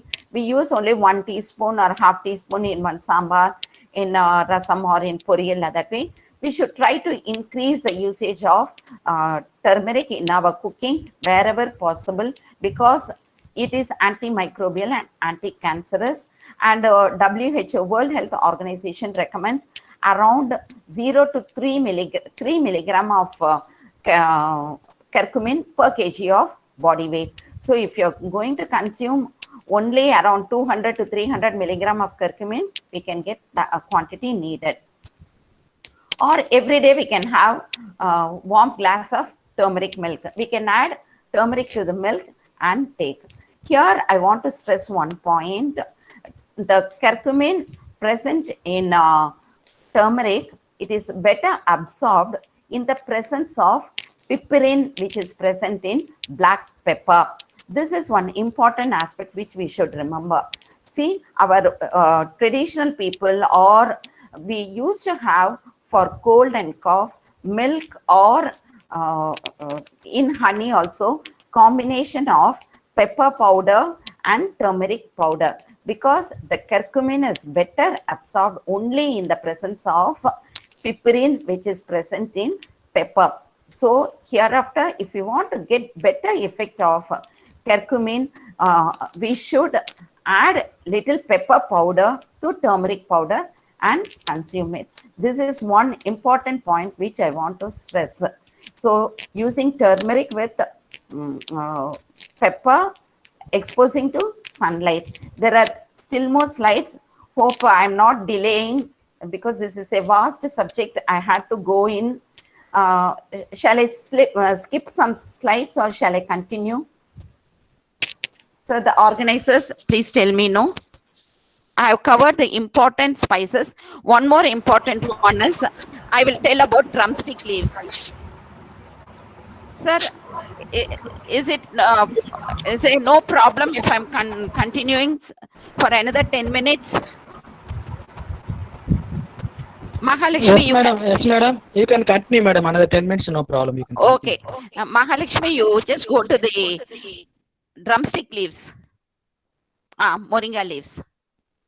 No, previous.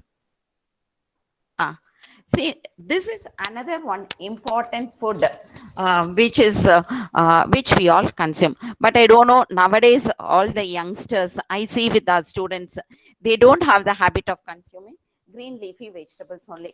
They tell, "Aadu maadu dhaan saapidum, namma yarad inda keeraiya saapiduvoma." That is the effect which the children are having.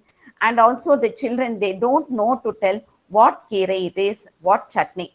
Green chutney, green keerai. They don't tell Murungakeera, Akathikeera, Ponanganikeera, all greens, whichever we are cultivating, are having so much beneficial effect. Among all green leaves, this drumstick leaves or moringa leaves is having numerous benefits.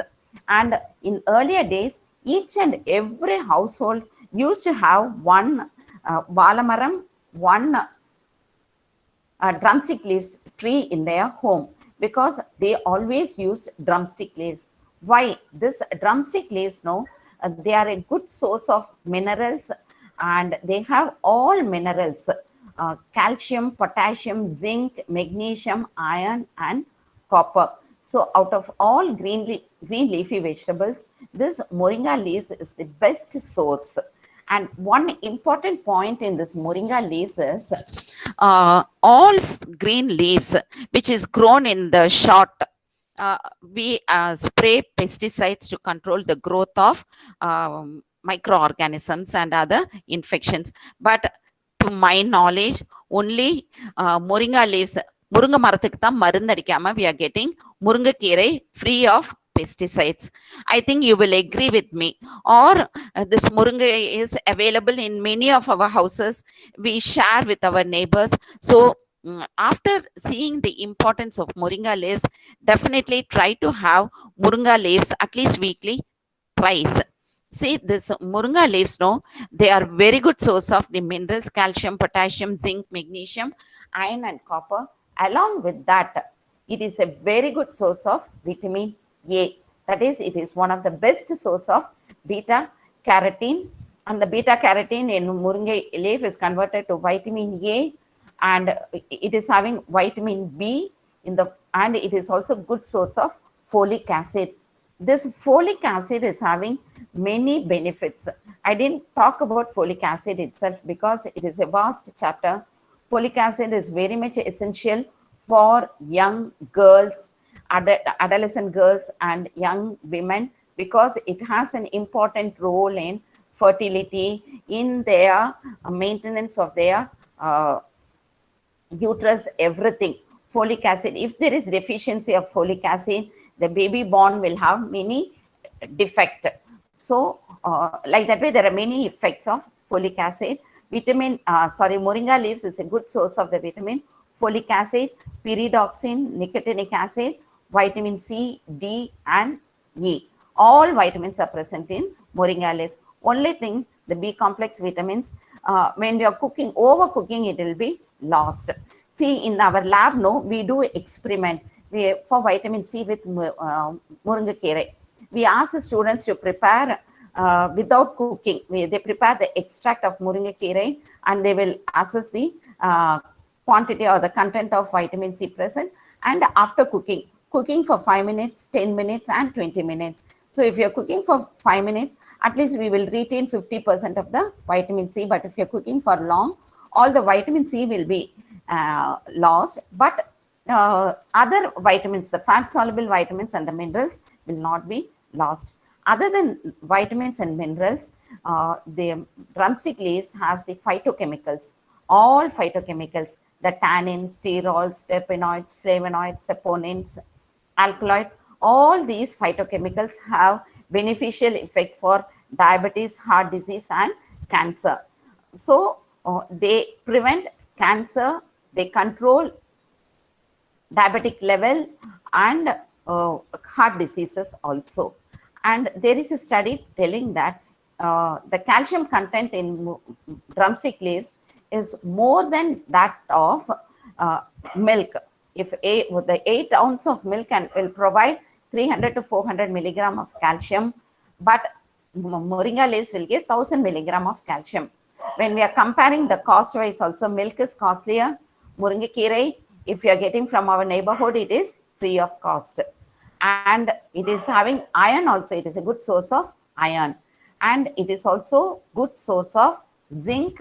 And zinc, along with immunity, it is essential for growth of sperm cells, and it is essential for the synthesis of DNA and RNA. That's why we talk drumstick leaves, or we relate drumstick leaves for fertility. So it has an effect on fertility. Nowadays, many youngsters are having the fertility problem. We should go back to our traditional life of consuming more of moringa leaves. And Mahalakshmi, we can skip the slides and you can come to the hydration slide. See, out of this Murungakirai, we can prepare soup and even drumstick. If it is very mature drumstick which we throw out, we can prepare soup which is calcium rich. So, and I'm skipping the slides on lime and amla, which we know lime and amla is a good source of vitamin C. And important aspect is water. Along with our food, we should drink sufficient quantity of water, because only water will help produce lymph in the body, and the lymph only travels throughout our body carrying the white blood cells and other immune system cells. And water we can consume in form of water, in the form of green tea with infusion with little lime juice, or with pudina leaves, or we can take water rich fruits, cucumbers and watermelon. So to conclude, next slide. The salient points for tips for maintaining a healthy diet. We now saw the numerous nutrients and the foods which provide the nutrients. We should eat variety of foods and nutrients from our diet. We should go for less carbohydrate foods, reduce the quantity of cereals, that is the rice or the goduma mavu or whatever it is, the bread, other things, idli or whatever it is. Another one important point is, for this COVID, we should reduce the intake of carbohydrate, because when we are going for more carbohydrate food, there is a deficiency of oxygen in our body, because for carbohydrate metabolism, oxygen is utilized. So when we are having COVID, definitely reduce the quantity of cereals, because it has an impact on the oxygen level. Also, the carbohydrate should be complex carbohydrate, that is, it should be from whole source. It should not be refined. You should go for whole millets. Millets having complex carbohydrates. Namma saapra arisi ella, it is polished, no fiber. Or if you want to go for rice, அந்த கால மாதிரி கஞ்சி வடிச்சு சாப்பாடு சாப்பிடணும். Or we can go for brown rice or other கைக்குத்தல் rice that is having more fiber. So we'll have to reduce the quantity of carbohydrate, not only for maintaining diabetic level or a cardiovascular disease, but also to maintain oxygen level. We should increase the quantity of protein.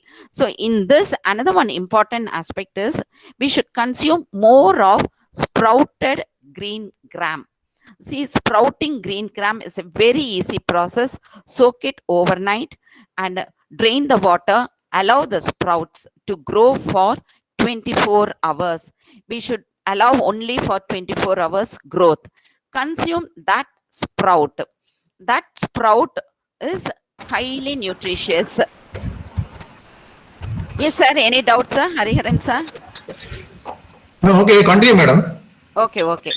So when the sprouts, no, it is rich in all B complex vitamins. So if you're cooking only, it is lost. But the sprouts can be consumed as such in the salad form. So we can include the sprouts. நம்ம குழந்தைகளுக்கு ஒரு snacks பண்றதுக்கு போய் fast food எல்லாம் வாங்குறதுக்கு நீங்க பொரிய கொஞ்சம் அதுக்குள்ள கடலை போட்டு இந்த ஸ்ப்ரவுட்டட் இது வந்து லைட்டா உப்பு லெமன் பெப்பர் எல்லாம் போட்டு பொரியல மிக்ஸ் பண்ணி கொஞ்சம் அவங்களுக்கு மிக்சர் போட்டு யூ கேன் கிவ் ஒன் பொரி ஃபாஸ்ட் ஃபுட் தான் அவங்களுக்கு பிடிக்கும் இதெல்லாம் ஃபாஸ்ட் ஃபுட்ஸ். அதே மாதிரி this sprout it can be added to curd for salad. It can be added with carrot. We can prepare dosa out of this sprout. So we should improve or increase the quantity of sprout usage in our household. Don't go buy sprouts from shop. வீட்லயே sprouts வந்து பண்ணுங்க, முளைக்கட்டி வைங்க sprouts. And because sprouts பத்தி பேசினாலே அது தனியா ஒரு half an hour பேசணும். And along with these nutrients, we should go for colorful vegetables and low carbohydrate diet, protein rich diet, and along with this we should reduce the quantity of salt. நான் வந்து உங்களுக்கு எல்லாருக்கும் சொல்ல விரும்புறது salt வந்து it is not at all good for health. சார் யாரோ audio off பண்ணிடுங்களேன். See, I want to talk about salt for 2 minutes. Hariharan sir, ஒரு நிமிஷம் ஆடியோ ஆஃப் பண்ணுங்களேன். See, salt வந்து நம்ம தெரிஞ்சோ தெரியாமலையோ நிறைய சாப்பிட்றோம். பட் நம்மளோட requirement of salt is only 5 grams per day. அதாவது 1 டீஸ்பூன் தான் சால்ட் நமக்கு வேணும். ஆனா நீங்க நினைச்சு பாருங்க, ஒரு நாளைக்கு எவ்வளவு சால்ட் நம்ம வீட்டுல யூஸ் பண்றோம்னு. Please cut down the intake of salt.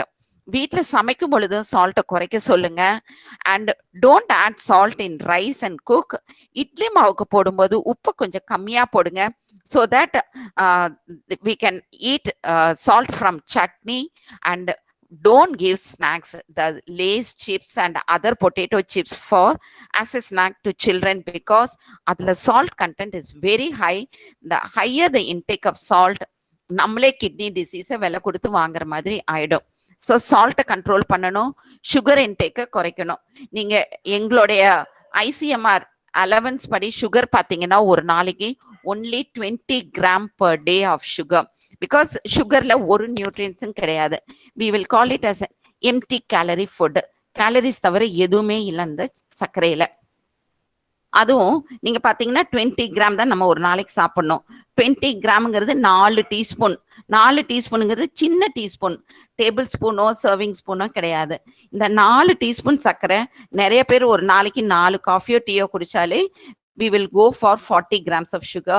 Please cut down the intake of sugar, because when you are cutting down the intake of sugar in coffee, tea, or intake of sweets, we are not providing the sweetness for the growth of cancerous cells.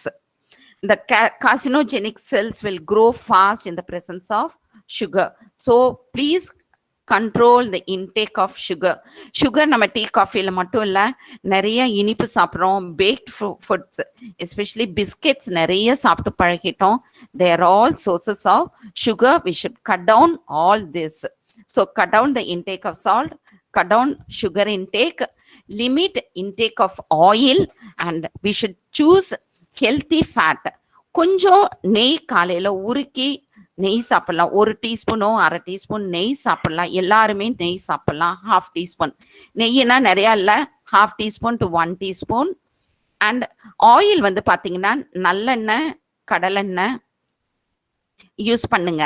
And coconut oil. These 3 are very good for health. ஒரு நாளைக்கு ஒரு நேரம் நல்லெண்ணெயில சமைங்க, ஒரு food நல்லெண்ணெயில prepare பண்ணுங்க, ஒரு food coconut ஆயில்ல prepare பண்ணுங்க, ஒரு food groundnut oil. You have all these 3 oils in the kitchen. So that மூணுமே நம்ம சம அளவில் யூஸ் பண்ணும்போது we will get all good things from all the 3 oils. Don't go for processed oils. try to get these oils from நாட்டு செக்கோ உங்களுக்கு தெரிஞ்சவங்க check என்ன பண்றாங்கன்னா get from them, because the packets, they are all not good sources of fat. இந்த நல்ல benefit எல்லாம் அந்த எண்ணெயில இல்லை. And along with this, take sufficient water and keep your body hydrated. And the last slide, Mahalakshmi, last slide, next slide. Next slide, Mahalakshmi. See, we are choosing the foods that boost immunity is from what we eat. So you are what you eat. நீ என்ன சாப்பிடுறியோ அதுதான் உன் உடம்பு. So to maintain overall health and wellness, we should eat a balanced diet, get enough sleep and exercise daily. I have talked about balanced diet. So in the coming webinars, other resource persons will be giving you the sufficient information about exercise and sleep. Thank you all for the patient listening. I think I've taken long time, but this I couldn't cut short it. And if you have any doubt, I'm ready to answer. You can put the Thank you, madam. Thank you, madam, for your excellent presentation. Thank you, sir. Thank you, sir. Really is very, very useful for us. In fact, we are neglecting some of our traditional food and also the food which are available near to our house or neighbors. Yes, I have some question, but only one question, but maybe yes, sir. Of course all are the same doubt and the thing. See, okay, most sir. of the people after 40s actually they are, in India particularly, suffering sugar as well as diabetes, cardiovascular disease, and then blood pressure. Blood pressure. So okay. Could you suggest a very good what you call food, vegetables and other thing, so yes, that sir. Yes, sir. avoid taking tablets and other one thing. Another thing, there are nowadays the people are telling, see, earlier they told me that you have to take water before eating. Then somebody told you have to take water while eating, and now they are telling you have to take water only after 30 minutes. This is the one concept is going on, and what's the message? Another important thing, as you said earlier, we were using gingelly oil, actually groundnut oil, coconut oil. So now suddenly that the sunflower oil, the saturated oil actually came, and people have started using. Suddenly for the last maybe 1 year, they started using this what you call coconut oil. Now, particularly is it essential oils and groundnut oil. You just tell me exactly what should we use. Of course, you have mentioned now coconut oil as well as ginger oil and what you call groundnut oil can be used both and keep it in your kitchen. So could you maybe suggest one thing? And what about the water? How we have to take before or after, and then the sugar and the patient some food item. Okay, sir. Yes, sir. Your question is a very common question. Your first question is about diabetes and hypertension. India is the capital of diabetes for the world. Why? See, நீங்க நினைச்சு பாத்தீங்கன்னா நமக்கு என்னைக்கு carbohydrate நிறைய தேவையோ அன்னைக்கு சாப்பாடெல்லாம் கஞ்சி வடிச்சு சாப்பிட்டோம். இன்னைக்கு நமக்கு ஆக்டிவிட்டியே இல்லை, அதைய ப்ரெஷர் குக்கர்ல வச்சு நிறைய ஸ்டார்ச்சோட சாப்பிட்றோம். இது ஒன்று. This is we are taking more of carbohydrate, ஆக்டிவிட்டியே இல்லை. வி டோன்ட் ஒர்க் அவுட், நம்ம சாப்பிட்ற அளவுக்கு ஆக்டிவிட்டி இல்லை. இது ஒரு காரணம். இப்போ நம்ம சாப்பிட்ற ஃபுட்டு பார்த்தீங்கன்னா, நானே சொன்னேன் கார்போஹைட்ரேட் ஆர் ஸ்டார்ச் நீங்க ரொம்ப கம்மியா எடுக்கணும்னு. இனிமேல் நம்ம பிளேட்ல நீங்க பார்த்தீங்கன்னா சாப்பாடு வைக்கிற இடத்துல 2-3 வெஜிடபிள்ஸ் இருக்கணும், ஒரு பருப்பு இருக்கணும். பொரியல் இருக்கிற இடத்துல சாப்பாட்டை கொண்டு போயிடுங்க. That way we should change. அது ஓவர் நைட்ல சேஞ்ச் பண்றதுல ரொம்ப கஷ்டம். பிகாஸ் நம்ம நிறைய கார்போஹைட்ரேட் ரிச் ஃபுட்டே சாப்பிட்டு பழகிட்டோம். So the best food is how to go about. பார்த்தீங்கன்னா நீங்க ஒரு அளவு வச்சுக்கோங்க. அண்ட் அந்த ஒரு கப்ல தான் நீங்க ரைஸ் எடுத்து வச்சுக்கோங்க. உங்களுக்கு வேணுங்கிற ரைஸை don't be serving from hot gas or from cooker. ஒரு கப்ல எடுத்து நீங்க ஃபர்ஸ்டே உங்களுக்கான ஒரு அலவன்ஸ், இட் ஷுட் பி ஒரு மாடரேட் லெவல் கப் தான். ஒரு 150 கிராம் ரைஸ் தான் இருக்கணும். அது மட்டும் எடுத்து வச்சுட்டு அப்புறம் பெரிய கப்ல அதே கப் சைஸ்ல ஒரு கீரை பொரியல், ஒரு பருப்பு, இன்னொரு பொரியல். That is you should use more vegetables. கொடியில் காய்க்கும் காய்கள் அல்லது மண்ணுக்கு மேல விளையக்கூடிய காய்கள், இதுதான் நீங்க அதிகமா சேர்த்தணும். கொடியில காய்க்கக்கூடிய காய்கள் பார்த்தீங்கன்னா புடலங்காய், பீர்க்கங்காய், பூசணிக்காய், சொரக்காய், பாவக்காய், கோவக்காய், இந்த காய்கள்லாம் நீங்க எவ்வளோ சாப்பிட்டாலும் they are very very good for health. So நீங்க வந்து வீட்டுல மெனுவே பார்த்தீங்கன்னா டெஃபினட்டா ரூட் வெஜிடபிள்ஸ் குறைக்கணும். இன்னைக்கு குழந்தைகிட்ட பார்த்தீங்கன்னா they like only potato. So what happens is, வீட்டுல வந்து நம்ம வந்து பெரியவங்களுக்கு ஃபுட்டுக்கு இம்பார்ட்டன்ஸ் தரதில்ல, மற்றவங்களுக்கு தரதில்ல. குழந்தைகளுக்கு ஃபுட்டுக்கு இம்பார்ட்டன்ஸ் கொடுத்து என்ன ஆயிடுதுன்னா, அவங்களுக்கு பிடிச்சதா சமைக்கும் பொழுது மோர் ஆஃப் ரூட் வெஜிடபிள்ஸ். நீங்க பாத்தீங்கன்னா குழந்தைகளுக்கு பாத்தீங்கன்னா அவங்களுக்கு உருளைக்கிழங்கு பிடிக்கும், கேரட் பிடிக்கும், பீன்ஸ், இந்த 3 காய் தான் எனக்கு தெரிஞ்சு இந்த காலத்து குழந்தைங்க விரும்பி சாப்பிடுறாங்க. So we give importance to these vegetables and மற்ற காய்கள்லாம் சாப்பிட சொன்னா குழந்தைங்க சாப்பிட மாட்டேங்கிறாங்க.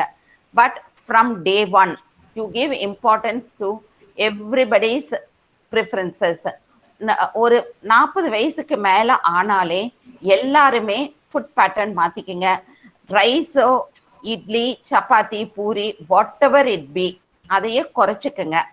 And reduce that and you go for more vegetables. அந்த வெஜிடபிள்ஸ் நான் சொன்ன மாதிரி கொடிக்காய்கள், அவரைக்காய், கொத்தவரங்காய், இதெல்லாம் நிறைய சாப்பிடணும். அலாங் வித் தட் கீரை. நீங்க வந்து டெய்லி முருங்கைக்கீரை ஒரு சூப் ஃபார்ம்லயோ ஏதாவது ஒரு ஃபார்ம்ல சாப்பிட்டீங்கன்னா definitely your hyper tension will be reduced and even diabetes will be reduced. And இன்னொரு இது வந்து என்ன பார்த்தீங்கன்னா, this sprouts, green gram sprouts, அது வந்து பண்றது ரொம்ப ஈஸி. டெய்லி காலையில அந்த கிரீன் கிராம் ஸ்ப்ரவுட்ஸ் ஒரு ராவா சாலட் ஃபார்ம்ல நீங்க சாப்பிட்டுட்டு வந்தீங்கன்னா கண்டிப்பா உங்க பிளட் சுகரும் உங்க ஹைப்பர் டென்ஷனும் குறையும். இது மட்டும் இல்ல, உப்பு வந்து தொடவே தொடாதீங்க.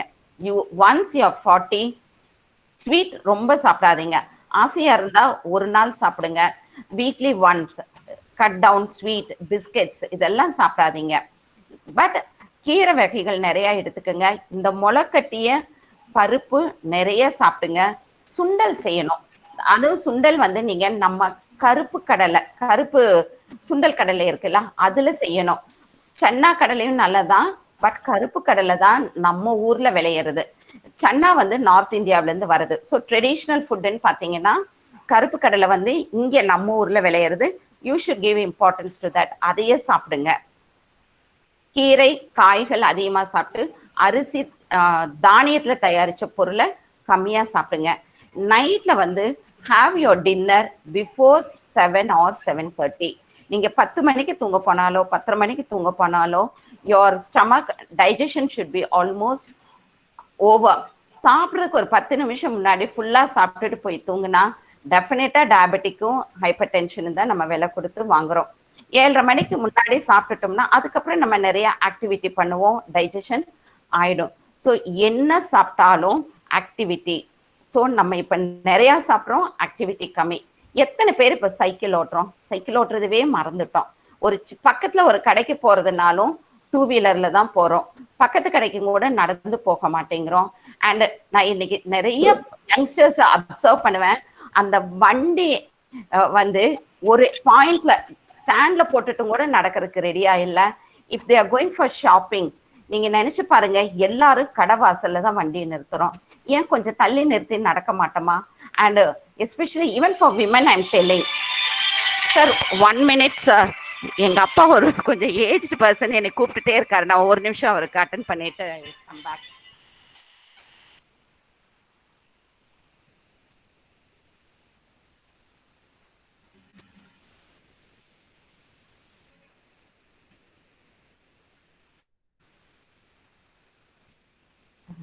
I have my father in my native place. He's very old, so he will not understand that if I'm busy, I will cut. He will be keeping on calling unless I respond to him. Okay, no problem. So I have to inform him that I will call him later. So இப்ப பாருங்க, நம்ம ஒரு shopping போறோம், எங்கேயாவது கடவாசல் இல்லாம ஒரு தள்ளி ஒரு பார்க்கிங் நிறுத்திட்டு நடக்கிறதுக்கு ரெடியா இருக்குமா? அந்த அளவுக்கு கூட நம்ம உடம்ப நம்ம எக்ஸர்ட் பண்றது இல்ல, எக்ஸசைஸ் கொடுக்கறது இல்ல. How we can maintain? நீங்க காந்திஜியோட லைஃப் ஹிஸ்டரி படிச்சீங்கன்னா அவர் 2 விஷயத்துக்காக நடந்தாரு. ஒண்ணு பணம் காசு இல்லை அவர்கிட்ட, பஸ்ஸுக்கு டிக்கெட் வாங்க பணம் இல்லை. ரெண்டாவது ஹெல்த். அவரோட சத்திய சோதனையில பார்த்தா அவர் வந்து ப்ரீவியஸ் பஸ் ஸ்டாப்ல இறங்கி நடப்பாரு. ஏன்னா அந்த ப்ரீவியஸ் பஸ் ஸ்டாப்ல இறங்கினா 10 பைசா கம்மியா இருக்கும். So to save that money he use to walk. But that walking only gave him the stamina and strength. இன்னைக்கு நம்ம என்ன பண்றோம், வாசப்படியில எங்க இருக்கோ அந்த இடத்துல போய் இறங்கணும்னு நினைக்கிறோம். ஸோ ஹியர் ஆஃப்டர் உங்க குழந்தைங்க, உங்க ஒய்ஃப் அண்ட் யூ ஒரு இடத்துல காரோ 2 வீலரை பார்க் பண்ணிட்டு வாக். கொஞ்சம் சேஃப் கம்மி, அதாவது டிராஃபிக்கா இருக்கு, பட் நடக்கலாம், கொஞ்சம் பத்திரமா மெதுவா நடக்கலாம். So we should change our lifestyle. சாப்பிட்றது எவ்வளவு தூரம் மாத்திரமோ அதே அளவு லைஃப் ஸ்டைலையும் மாற்றணும். அண்ட் ரொம்ப லேட் நைட் தூங்கி லேட் மார்னிங் எழுந்திரிக்க கூடாது. another important point in சன்ஷைன்ல நான் சொல்ல மறந்தது, நம்ம வெயில போகும் பொழுது என்ன ஆகும்னா, it increases the secretion of serotonin and hormone which helps in sleeping well. அப்போ என்ன ஆகும்னா, this serotonin hormone will increase the sleep. ஆனா டே டைம்ல வெயில போகும்போது இதனுடைய செக்ரீஷன் கம்மி ஆயிடும். பட் அது வந்து நைட்ல அதிகமா செக்ரேஷன் பண்ண ஹெல்ப் பண்ணும். ஸோ நம்ம வெயில போய் எக்ஸ்போஸ் ஆகும் பொழுது டே டைம்ல சுறுசுறுப்பா இருப்போம், நைட்லயும் நல்லா தூங்குவோம். ஸோ இதை எல்லாமே நம்ம லைஃப் ஸ்டைல் மாடிஃபிகேஷன் பண்ணினாதான் நம்மளுடைய ஹெல்த்தை நம்ம மெயின்டைன் பண்ணணும். உப்பு சாப்பிட்றத குறைக்கணும். And another thing, oil. Coming to oil, sir நீங்க என்ன ஆயில் வேணாலும் சாப்பிடுங்க. உங்களுக்கு ஆயிலோட எலவன்ஸ் வந்து ஒரு நாளைக்கு 20 கிராம் சார். 40 வயசு அடல்ட்டுக்கான இந்தியன் அலவன்சஸ் விசிபிள் ஆயில், நம்ம கண்ணுக்கு தெரிஞ்சு சேர்த்தக்கூடிய எண்ணெய் வந்து 20 to 25 கிராம் தான் எண்ணெய் சேர்த்தணும். அந்த 20 to 25 கிராம் எண்ணெய்ங்கிறது 5 டீஸ்பூன் எண்ணெய்.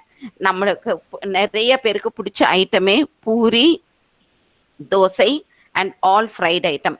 ஒரு தோசைக்கு நம்ம வீட்டில் 1 டீஸ்பூன் எண்ணெய் இல்லாம செய்ய முடியாது. 1/2 டீஸ்பூன் போட்டால் யாருக்குமே அந்த தோசை ரசிக்காது.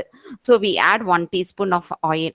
ஸோ ஒரு நேரம் ஒரு 4 தோசை சாப்பிட்டாலே என்ன ஆகும், if you eating 4 dosa, we intake 4 teaspoon of oil which is equal to 20 gram of oil. So அதுவே நம்ம ஒரு நாள் அலவன்ஸை கொடுத்துருது. Then again lunch, then evening snack, any fry item, then dinner. So you imagine the quantity of oil we are consuming. So நம்ம வந்து சாப்பிட்ற சாப்பாடும் அதிகம், அதில் சேர்த்துற எண்ணெயும் அதிகம், ஆக்டிவிட்டியும் குறையும் பொழுது டயபெட்டிஸும் ஹைப்பர் டென்ஷனும் வராமல் என்ன சார் பண்ணும், நம்ம உடம்ப நம்ம தான் பார்த்துக்கணும். நிறைய சாலட் சாப்பிடணும். ஆனால் சாலட் வந்து வீட்டில் தான் ப்ரிப்பேர் பண்ணணும். வீட்டில் ப்ரிப்பேர் பண்ணுற சாலட் வந்து நல்ல வெஜிடபிள்ஸை வாஷ் பண்ணி ஸ்கின்னை முடிஞ்சா ஸ்க்ரேப் பண்ணி எடுத்துட்டு தான் ப்ரிப்பேர் பண்ணணும். Don't go by salads from hotels or outside. கல்யாண வீட்டுகளுக்கெல்லாம் இந்த இப்போல்லாம் கிராண்ட் கல்யாணம் நிறுத்திட்டாங்க. இல்லாட்டி இந்த கிராண்டாக கல்யாண வீட்டில் பார்த்தீங்கன்னா டிஃப்ரெண்ட் வெரைட்டிஸ் ஆஃப் சாலட்ஸ் வச்சுருப்பாங்க.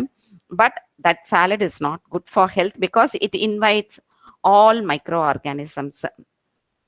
ஸோ சாலட், வெள்ளரிக்காய், அனியன் இதெல்லாம் சேர்த்து நம்ம சாலட் ப்ரிப்பேர் பண்ணி சாப்பிடும் பொழுது it controls our diabetes and pressure.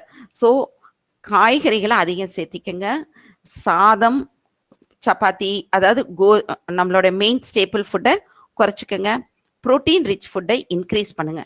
அப்புறம் அபவ் 40 இயர்ஸ் எக்கு சாப்பிடும் பொழுது வீக்லி ஒரு நாள் மட்டும் ஃபுல் எக் சாப்பிடுங்க.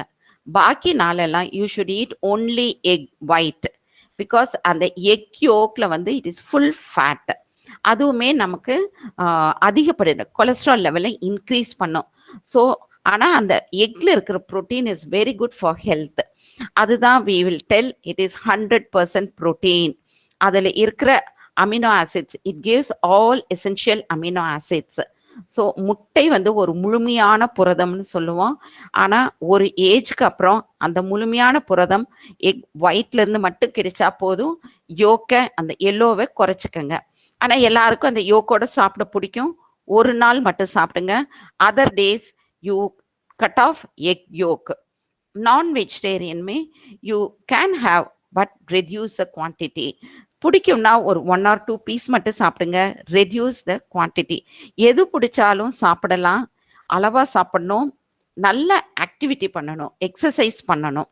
This is for diet. And oil நான் சொன்ன 20 கிராம் தான். அந்த 20 கிராம் நீங்க இந்த 3 எண்ணெயுமே சேர்த்திக்கலாம். அதாவது நம்ம ஊர்ல நல்ல எண்ணெய், அந்த எண்ணெய் நல்லெண்ணெய் வந்து எள்ளுல தான் எடுக்கிறோம். அதை எள்ளெண்ணெய்ன்னு நம்ம சொல்லலாம், நல்ல எண்ணெய்ன்னு தான் சொல்றோம். ஏன்னா அது வந்து உடம்புக்கு ரொம்ப நல்லது. It is having more of essential fatty acids.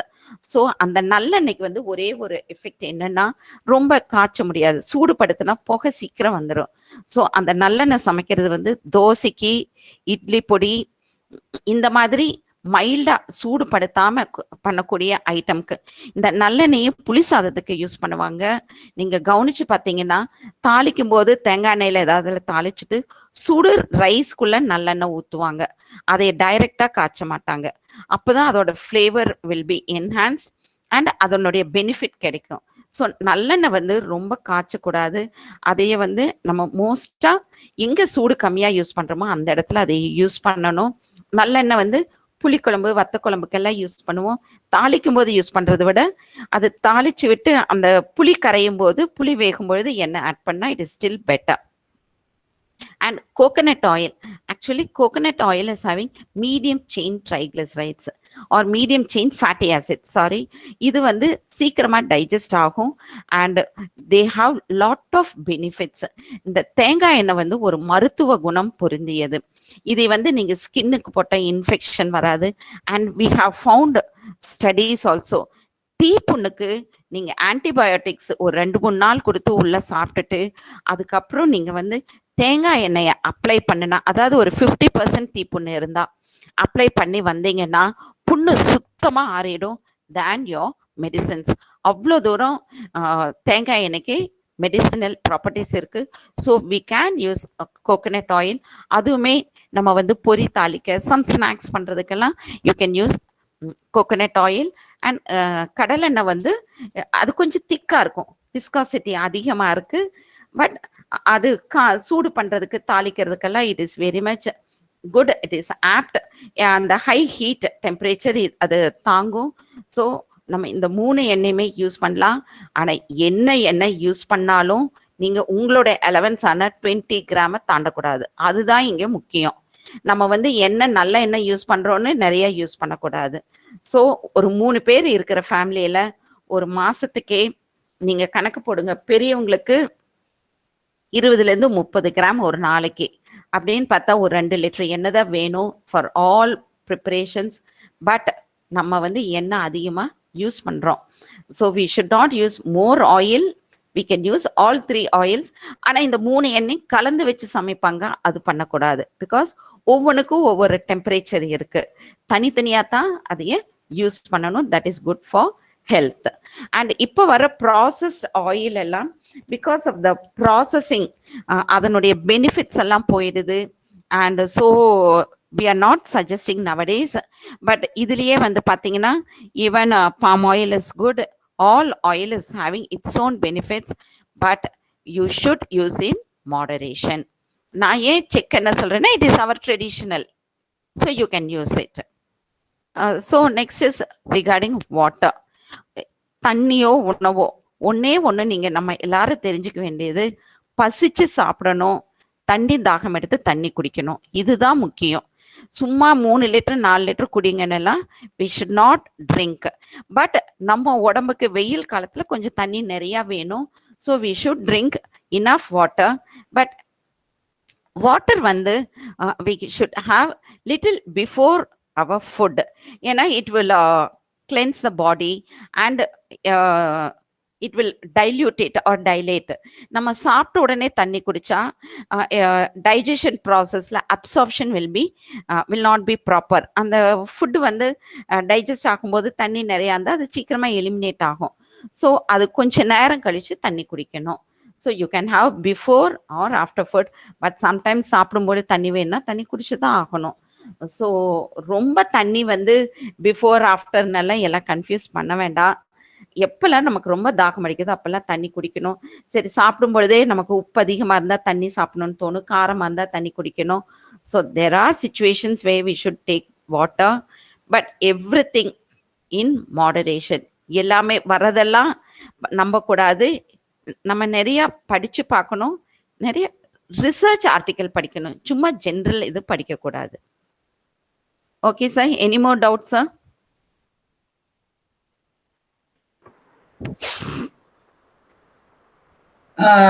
Good evening, ma'am. We have some questions in chat box. I'll just read out. Okay. And from Chaitanya, it's good nutrition increases immunity. In how much time?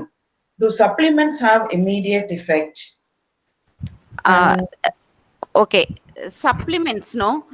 If you're taking in a tablet form and all, they have immediate effect. But to develop immunity, it takes time. It should be consistent for long days. Suddenly within a week or within 1 month you cannot develop immunity. It should be from day one, from birth till death. We should take care of our immunity. We should try to improve, but at one stage, at least if you're concentrating on immune boosting foods for a year, you can improve your immunity. But only when you're consistently following this, you can develop immunity. But supplements will have immediate effect, but that is temporary. Don't go for supplements. For temporary relief you can take supplements, but it is better always to boost the immunity through food, through traditional food. Okay, thank you. Next question is, it's about weight loss. And Jai Chitra, she's asking for diet chart. I think it's a very big aspect. Yeah, actually you have to be very brief, madam, because we are getting, the time is moving. Then moving. Okay, because that diet chart, no, we'll have to prepare based on their height and weight and their activity. It is personalized. Okay, thank you. Yeah. Anyway, ma'am's mail ID will be there in PPT. You can contact her directly and get it. Yeah, clarified. You can send me my mail. I will clarify your doubt. Okay, thank you, thank you. An appreciation note from Nedumaran, very informative session and useful session during this pandemic time. An excellent presentation. And again, appreciation note from Rajarajan, valuable information, ma'am. Thank you. And Nedumaran is asking for your PPT, and he has shared his mail ID too. And it's an appreciation note from Sam Andrews, useful webinar, ma'am, at this time. And again, appreciation note from Selva Babu, nice presentation, ma'am.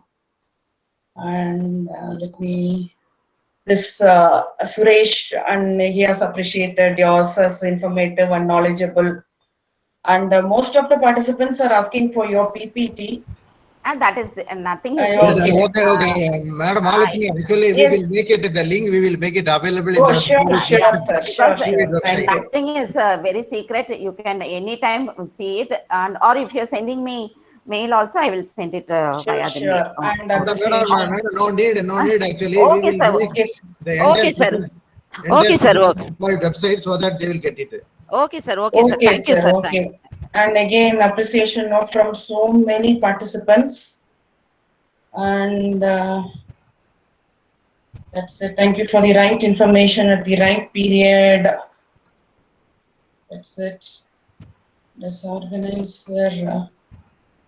And again, from appreciation about very clear session about traditional food as good immunity booster.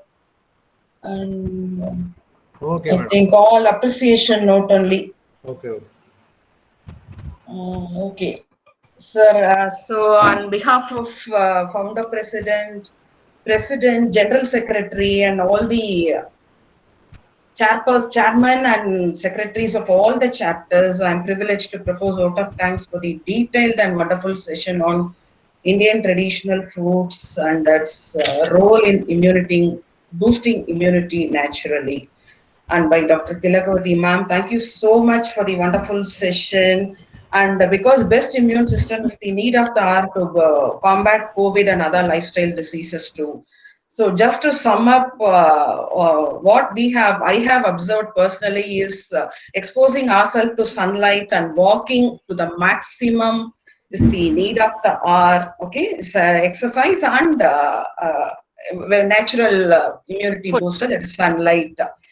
And also let us also be aware that all these foods and spices are nowadays adulterated. Let us be aware of it and take in moderate amount. And so உணவே மருந்து and மருந்தே உணவு என்ற திருமூலர் வாக்கிற்கேற்ப பாரம்பரியமான உணவு முறையை பின்பற்றி ஆரோக்கியமான வாழ்வு வாழ்வோம் என இந்த கொரோனா பெருந்தொற்று காலத்தில் உறுதியளிக்கிறோம் மேடம் உங்களுக்கு. அண்ட் இந்த இணையவழி கருத்தரங்கை நிறைவு செய்வதில் மகிழ்ச்சி அடைகிறேன். Thank you so much, Hariharan sir and Dr. Venkatachalam and all the office bearers of SALIS. நான் யாராவது மிஸ் பண்ணியிருந்தா please don't mistake me. So all the office bearers and back end workers for this wonderful session by Dr. Thilakavathy. Thank you so much. I think thank you Mahalakshmi for your wonderful words.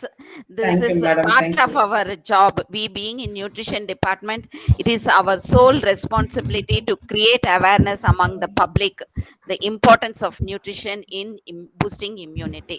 So this is what we do always. So if there is any request, we are ready to just convey the message to all possible people. Thank you, madam. Thank you. Thank you, Hariharan sir. Dr. A.V., maybe some our next webinar announcement, please inform the participant next our two programs. Thank you, madam. Thank you, madam. Thank you. There is an announcement. Tomorrow and day after tomorrow, we have 2-day training program on mudras and basic asanas for good physical and mental health. The resource person are from Vivekananda Yoga Training Research Center, Srirangam, Tiruchirappalli, Dr. R. Sridhar and Dr. T. Sandana Krishnan. Tomorrow by 6:30, the meeting link and all the details is available in SALIS COVID support web portal. I request all the participants to join for the 2-day training program tomorrow and day after tomorrow. Stay home, be safe. Thank you very much. Thank you, sir. Thank you, madam. Thank you, Mahalakshmi. Thank you, Dr. Venkatachalam. One more final announcement, as I mentioned, actually that help LIS